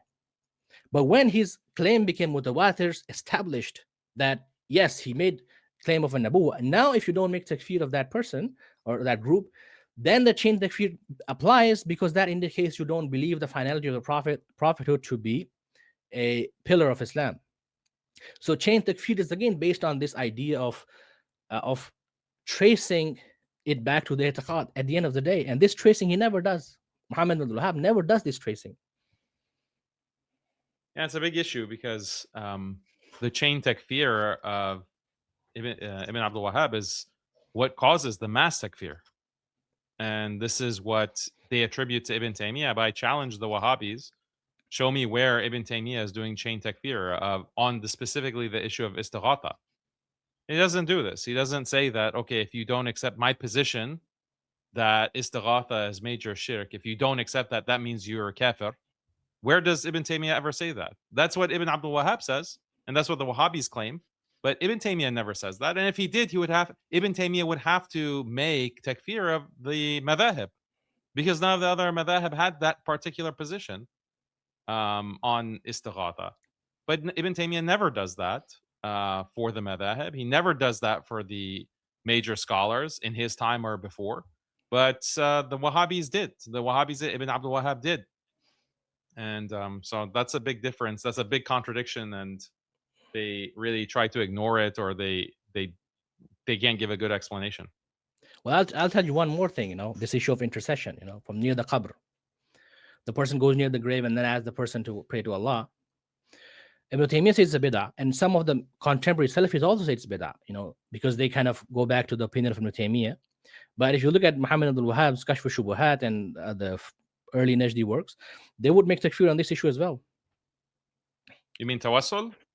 Not tawassul. The istishfa, intercession from near the qabr. Oh, okay. All right. Ibn Taymiyyah doesn't make takfir of that. So Ibn Taymiyyah is very, very conservative in takfir issues. I got to give him that. Definitely. He's not, his fiqh understanding is basically our Sunni understanding. I would disagree with him in his second phase about asma wa sifat and those things, spatial measure, God, blah, blah, blah. But on this issue is completely, no, I don't see why his fiqh should be problematized. He's very authority in the Hanbali madhab, and Hanafis or as a Maturidi Hanafi, no problem. His fiqh is fine. And he doesn't make change. Mujtahid fil madhab. Is considered mujtahid fil madhab according to the Hanbalis. So yeah, fiqh wise, and he's definitely very apart from Muhammad ibn Abdul Wahhab. And he has some ridiculous comments about Hanbali fiqh works as well. One or two major works by I think Ibn Najjar and one other guy. He said that these fiqh books have no fiqh of Imam Ahmed. It's like the equivalent of saying that Ashami's work in the Hanafi school has everything except the fiqh of Abu Hanifa. Yes, that's kind of so. That the person had no fiqh actually. Yeah. I think we go back to so where was I also this slide is very important. Like if you read Mufid al-Mustafid, so also on the issue of the people who refuse to pay zakat, he attributes a position to Ibn Taymiyyah, a statement of Ibn Taymiyyah, which is not found in any surviving works of Ibn Taymiyyah. Now you can give him husn then that he there was a manuscript available to him that was not available to us, but I doubt that, because the manuscript of Ibn Taymiyyah that reached Muhammad ibn Abdul Wahhab they are very likely have reached us because there is continuation in that time. There was no like Tatari invasions going on. So I have a very big suspicion that this person was probably just making up codes. Like if you see some of the other misattributions, he attributes to Ibn Hajar al-Haythami out of every one you could find, that the one who calls him other than Allah is a disbeliever. And the editor is complaining like, what's going on here? And he attributes a statement to an-Nawawi that if someone sacrifices for the Nabi, he has disbelieved. The actual statement of the an-Nawawi is basically completely different. It's like the someone who prostrates to an idol to draw closer to him. Another time I saw his quote, the one who does the vab for the Hanif, some fake book had mentioned min dunillah, and he basically cuts out min dunillah. So it's a very dodgy work. Like you kind of have a feeling that wallahi, was he completely ignorant, or was he dishonest? Yeah. And that's the tradition like of the Wahhabis, is that they go back and they edit works very dishonestly. Like they take out statements, they scrub basically so much of the scholarship of the past to make it in accordance with their Wahhabism, and they will be very dishonest in editing and taking out and adding in order to make the major scholars, the major ulama of the Sunni tradition to be compatible with their Najdi Dawah. Yeah. The intercession issue, like Abdulaziz bin Mansour, he mentions that, look, intercession from near the qabr is something that Ibn Qudama has mentioned in Al-Mughni. Now, some people dispute that, but I think that if you read the statement of Ibn Qudama, when he says, basically this is a narration from Al-Urtubi. There's a qissa, like a narration that someone came to the qabr of Prophet sallallahu alaihi wasallam, and he said these words, and then it kind of ended up in our fiqh books. So Ibn Taymiyyah problematizes that this chain is not correct, which is okay. You can problematize that. And Abdulaziz bin Mansour says that, oh, okay, forget about whether this is a baseless qissa or whatever. The point here is that so many scholars have narrated it without identifying any major shirk in it. Ibn Kathir has narrated it, An-Nawawi narrated it, Ibn Qudama narrated it. And the Wahhabi scholar who is refuting Uthman bin Abdul Aziz says something to the effect that if the Sahabi, he's referring to Qudama ibn Ma'dhun, a Sahabi who had a ta'wil about drinking khamr, and he was called. He said that if a Sahabi can do this, why not an ummati can also fall into major shirk or something like that? Which is a very problematic justification, because there is a difference between these cases. Like one case is when someone from the ummah had an odd opinion and he was identified and other people correct him or refute him.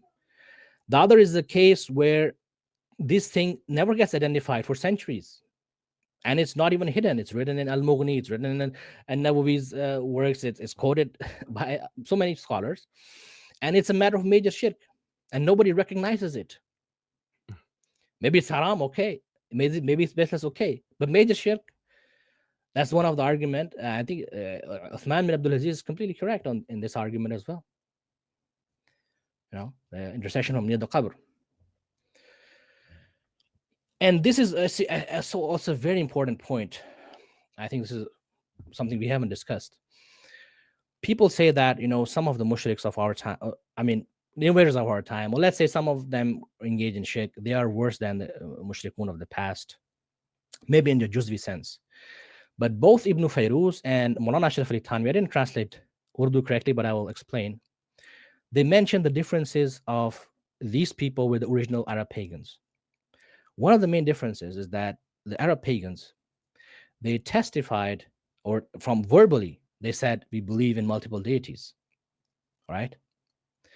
So Maulana Ashraf Ali Thanvi says, if you allow me to just say a bit of Urdu, और cover परस्त या ताजिया परस्त ऐसे नहीं है कि वो कलिमा तौहीद के मुनकिर है, ना इससे मुतवहिश है. यानी the Quburis of our time are not so that they reject the kalima or they hate the kalima, but they believe Allah Azza wa Jal is the only one worthy of worship.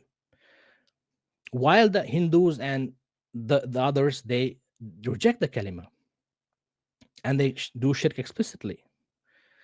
And so he says that बस दोनों में फ़र्क ये है कि कब्र परस्तों और ताज़िया परस्तों का शिर्क अमली है, जबकि वो अपने आप को मुस्लिम मुवाहिद कहते हैं. Like the shirk of these people who are doing things at the qubur is amali, is action, not necessarily going to the level of major shirk. Now, I would say that yes, just saying the testimony is not all of it. Like, it can be the case that someone says his testimony, yet he's a kafir, like Muslim Qadianis, for example, but it sets the bar very high. If you're saying the testimony, the bar is very high to takfir that individual. Right? And we will see this from the action of the Sahaba, the amal of the Sahaba, that who are the people that Sahaba made takfir of and who didn't make takfir of. So the fact that these people avoid those red lines, like the Quburis, the general Quburis, as Imam Maulana Ashal Withan was saying, they avoid these red lines, they don't reject the kalima, and so on and so forth. This has a bearing on the discussion as well, right?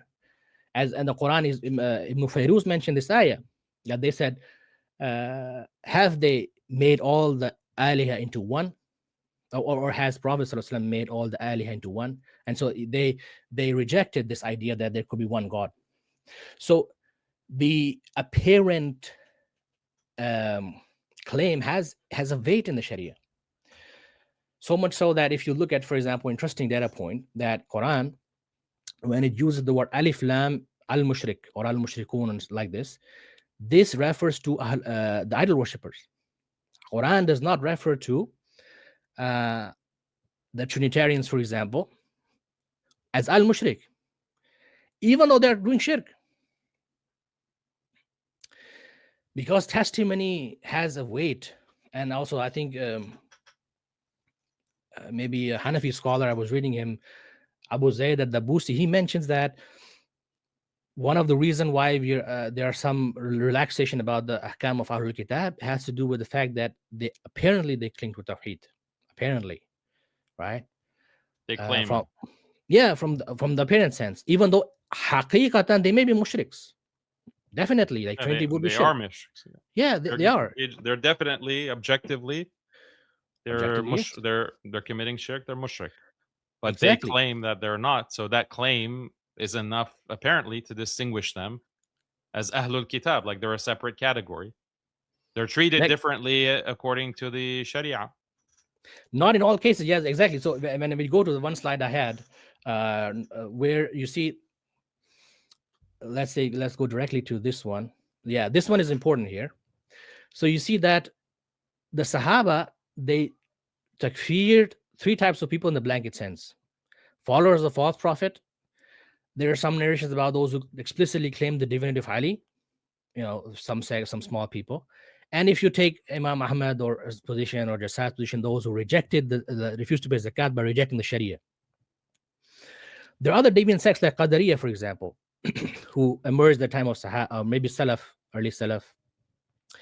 Now, some of the views of Qadariya might be Kufr Akbar, or they are Kufr Akbar actually. So, like, if they go to the extent of rejecting the foreknowledge of the Allah Azza wa Jal, we're Kufr Akbar, right? But did we make the blanket takfir in the legal sense of these all the Qadariya, like all the Mu'tazila, all the people who are bragged as Qadariya? No, we didn't do that takfir. So you can say that some people may have amongst them, like a group, for example, the 12ers, for example, they may have a subcategory amongst them whose beliefs you can say is Kufr Akbar. But how can you claim all of them have to be takfir in the legal sense? That's not the position that I would hold to be correct. Even though some group amongst them may have something that in the law is Kufr Akbar. You see? And in certain cases, the Hakim can intervene and stuff like that. But you see, Sahaba didn't make takfir of Khawarij, even the Khawarij made the blood of Muslims halal. Because the Khawarij had ta'weed. Right? So if you look at the people Sahaba made takfir of, there were those people who actually only went against or negated the very the word in Arabic would be jali, like that is very manifest violation of the shahada, right? So this is the point of Maulana Ashrafi Thanwi that I wanted to bring it, that, the Quburis of today, they have a difference here. And yeah, the meaning of La ilaha illallah as well is very important. Like they always quote about the bara'ah. You have to make bara'ah, Disassociation. Yeah, disassociation. What does that mean? So the Hanafis, for example, they mention in the books of fiqh that this actually concept applies, for example, to some Christians who said that Prophet sallallahu alaihi wasallam is the prophet, but for the Arabs. So they used to say La ilaha illallah Muhammad Rasulullah and get around the jizya, right? So Abu Hanifa's fatwa was that these people, their testimony is not accepted. You have to ask them, do they make bara from their millah? Do they want to join our millah and make bara from their millah as well? So that is the case where we apply the concept of disassociation, which is very plain sense. Like if Qadianis, for example, they have to make bara from their Jamaat and say we want to enter the millah of Muslims, right? That is the only case where you do that thing. Otherwise, the testimony is accepted. Testimony is a very weighty thing, But if you look at Muhammad the Abdul bara Wahhab, is necessary. Sorry, the bara is necessary to clarify the belief. Like, what is actually the underlying belief? So you have to make that disassociation in order to clarify in cases where it's ambiguous, like the Christian who is just saying La ilaha illallah Muhammad Rasulullah with bracketing meaning, because that's a possible meaning that they could intend. They have to take an extra step to clarify and to basically cross out that possibility. And not just deriving possibility out of nowhere. It has to have a basis. Like in Urf, there are some people who are doing that. Like if I'm in a land where there's no Qadiani and I would say La ilaha illallah is definitely fine. You just accept the person as Muslim. But in Pakistani law, you have to say Prophet ﷺ is the last prophet, even legally speaking. You have to. That's how you become a Muslim, or legally considered a Muslim. But his understanding of bara is something very different. Like if you act in a certain way, which he can construe, Muhammad Abdul Wahhab can construe as you not doing bara of another tribe or making a political alliance or something of that sort, he's going to say that this is against the Shahada. Right? Just like there's a quote of Sulaiman bin Sahman, I believe, that the one who doesn't make bara of the Ottomans doesn't know La ilaha illallah. Yeah. So how do you get that idea? Because he doesn't understand the testimony and the bara'ah as we understand it. His understanding is completely out of this world. The one he understands the bara'ah of what we are just discussed the cases on someone who, let's say, doesn't show enough enmity towards Ottomans or allies with them or stuff like that. And so you see, for example, Muhammad Abdul Wahhab has a quote where he makes takfir of most of Ahl Sham. Like he was asked, do you make takfir of Ahl Sham? He said, SubhanAllah, I never made, but like I always believe there is a Taifa Mansura there. Well, that means you make takfir of the majority. Yeah. Yeah, so that's basically, I think I've basically covered all the ground. But if you have maybe 5-10 minutes, I could just go through some of the things about Shah Waliullah, for example, and those people, and some of the nuances they may have, maybe 3 slides, I think, with respect to there's the fact. No rush. Yeah, take your time. There's no rush. Yeah, maybe I have 15 minutes or so. I will leave. But the point is that, for example, if you study Shah Waliullah's understanding, there is something called Shirk Duna Shirk, which is like Shirk, which is not Shirk. Like they don't, the general acts that people are doing at the Qabur, they say that these are Shirk of the Bid'i type of Shirk Bid'i, while it has not crossed the boundaries of Kufr Akbar, right? And you quoted a citation from his Tafimat in front of Adnan, and he said something to the effect that Al-Balagh al-Mubin is the last work. So the point is that Al-Balagh al-Mubin doesn't cancel what is in Tafimat and what is in Hujjatullah al-Baligha and what his grandson has stated, and so on and so forth. That doesn't cancel that. In fact, I think I have there are 2 or 3 other very interesting slides.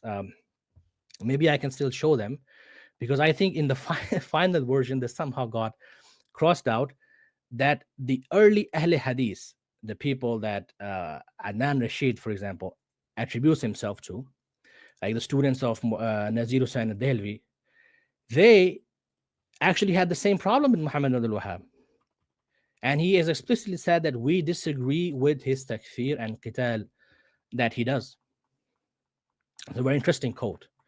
And this quote is something I dug in from a magazine, which is called Ishaat Sunnah.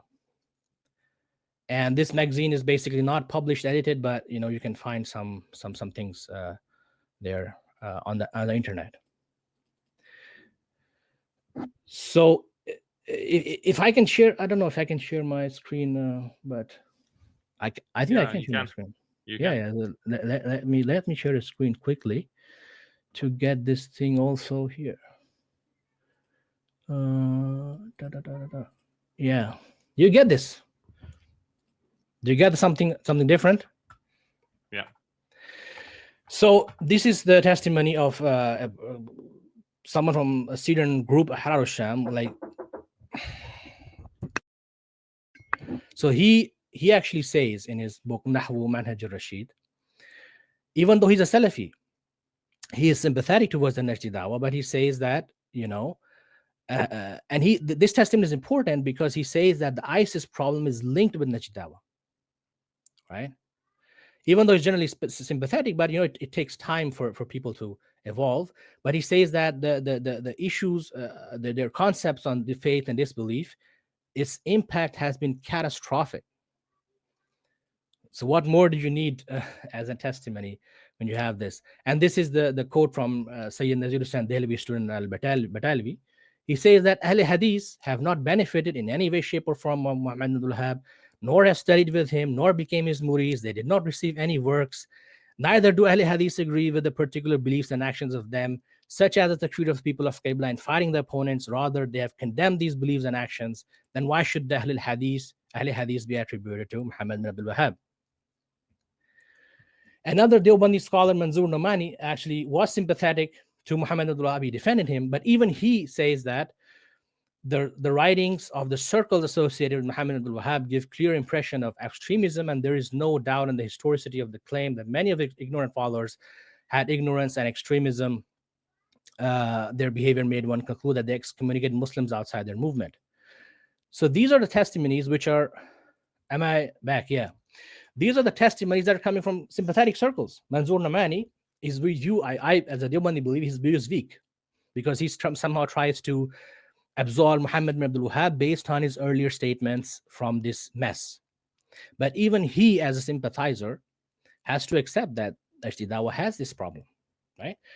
And even this, these people are basically sympathetic to going against the Quburism and stuff like that, but they have to say, call a spade a spade. See?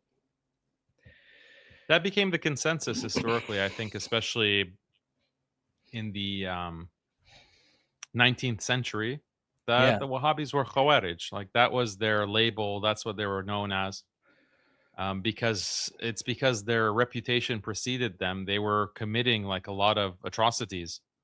And laying siege to Mecca, like, imagine like how scandalous that is. Like, you're laying siege to Mecca and Medina, and you're doing massacres like in Ta'if, like in the early 19th century. So their reputation really spread, and even the people who were more sympathetic, because though I pointed out in the documentary that I made on Wahhabism, is that there are many scholars in that time, like in the same century as Ibn Abdul Wahhab, who saw there's a problem now with Quburism, like saint veneration, like it's going too far now, and it's really affecting the aqidah of a lot of people.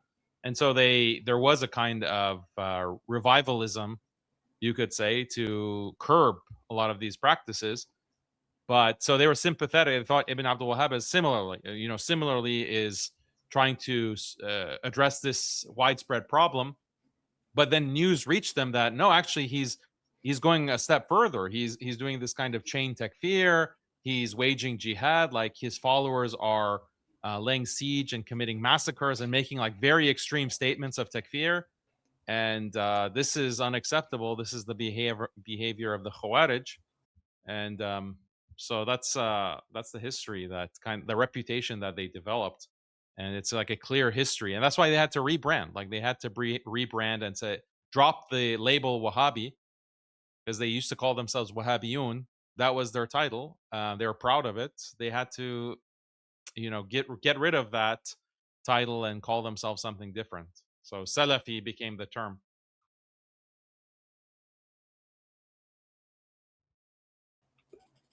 Can you get this last slide back? Maybe I can finish off with some quotes to clarify.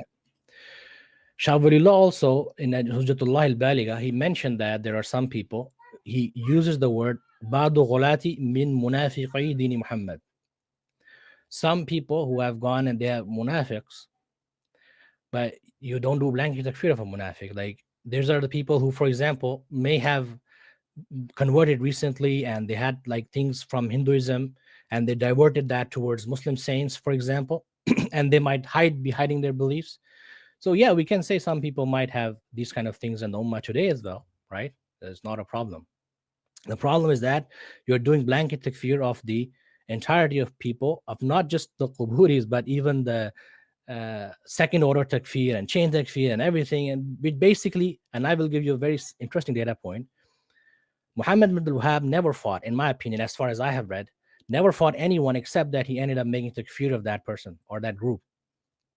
Whereas if you look at the Sahaba, they're fighting someone as a murtad, someone as lesser than murtad, someone as a khariji, who's a ta'wil, someone for a political difference, Ali and Muawiyah. You have so many gradings. And these categories of people were present in his time as well. There were people who were not Quburis, like there were people who were against that, who were scholars. You had a whole spectrum in Najd itself. But he has the same hukum to everyone. This is a very challenging thing. Very, very challenging thing, I believe. Yeah, that's a very good observation. I hadn't thought of that. Like he can't fight anyone without declaring takfir. And that's like the Wahhabis today. Like the Wahhabis also, like they can't disagree. They can't just disagree with you. They can't just disagree with a position. They always have to take it to the extreme level and say, no, you're a kafir. You're a mushrik. Like he could have just fought some people as Taifa Mumtania, like said, people, okay, these people are obstructing me, they're rebels, I want to fight them, I want to reform. Okay, wrong, maybe wrong, but you see. Yeah. So okay, so let's try to finish it off. I have some Any other slides? Yeah, I think 2 slides, maybe about because there was one point I missed, that some people from the Istiklali camp use the term Istiklal, right? From the ulama of Deoband example. But that's what I want to clarify. That, for example, Shai Ishaq, for example, says that if the supplication is done with the intention that angels convey, then this is okay. This is like durud. But it is not permissible to recite it with the belief of istiklali knowledge.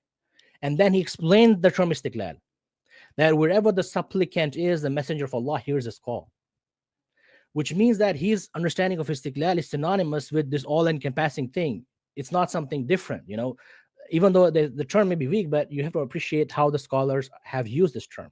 So don't misuse the term. I agree that term is used in the scholarly tradition, but it's used to separate the cases of partial knowledge or partial, let's say, kiramat kind of things from this all encompassing everything. So that's the one data point I wanted to put in the record.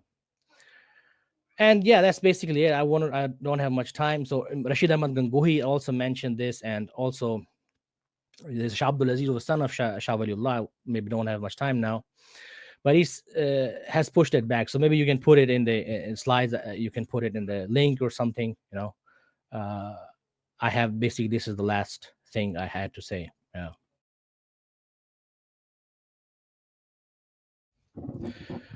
Okay. So what do you think, like one of the a question that I had is like one of the components of the analysis of shirk is the nature of what is being called upon, or the act. So yeah, there's the act, and what is the intention, or what are the beliefs behind the act. But what about the object of worship? Like, is there a difference? Like for example, bringing some food for a guest, like a human guest, whereas bringing food for a jinn. So even though the intention might even be the same in both cases, but I think that one act is much more problematic. Yeah, it's Um, problematic, but it's not like it's a problematic because it's something from the realm of ghaib, which you can always like go on and grow up, like always becomes zariya to shirk. But I wouldn't say that asking food from a jinn is major shirk. Like major shirk is way too much here, right? like if you're making an offering to a jinn. Oh, offering is a different thing, actually, right? Offering is Well, that's the same. Like, so that's the example I was giving in one of these debates, or even in the conversations I've been having online, is that you make an offering to a guest, and that offering is like food. Like, okay, I slaughtered. You might even slaughter like a lamb, and to honor the guest, and you could do the same exact thing to honor a jinn. So that everything in this thought experiment, everything is the same between the two cases. Your belief is the same, your intention is the same, but you're just directing that act, that offering is to a human person versus to a jinn. yeah. There's the similar example that if there is something that is in urf divinized, right? You do such that to a teacher versus you do to an idol. It's the same act. It's just the object has changed. But in certain contexts, that change of object gives you enough context to apply the ruling, right? In some contexts, it doesn't, right? Um, I mean, there are even scholars who said like the normal hukum is that prostrating to a grave or to even human being is not default major kufr. But there are some Hanafi scholars like Al-Aini al-Hanafi who said that in our urf it's not possible. So there are context dependent discussion, but I think if you have a correct philosophy, you may commit an error, but it won't be catastrophic. And if you have a wrong philosophy, wrong understanding, you may be right on occasions, but your problems will be catastrophic. That's the problem with Najdism. Yeah, they have a lot of catastrophic issues. So. Okay, Sheikh. Well, again, I really appreciate your time and explanation, and I think this will generate a lot of Let's see. discussion Clips. and Yeah. commentary. So maybe we'll have to bring you back, inshallah, to discuss more. Maybe you can present more, because I know you had a bigger presentation, but we had to slim it down a little bit. But maybe there'll be opportunity to elaborate on Yeah. things, inshallah, in a future stream. But again, I appreciate you taking your time and the amount of Yeah. thought and research you put into it. Barakallahu feekum. May Allah reward you, and may Allah accept. And thank you. Yeah. So I'll Okay. let you go to your family. Bidnillah. Thank you Jazakum very Allah much. khaira. Assalamu alaikum. Wa alaikum assalam wa rahmatullahi wa barakatuh.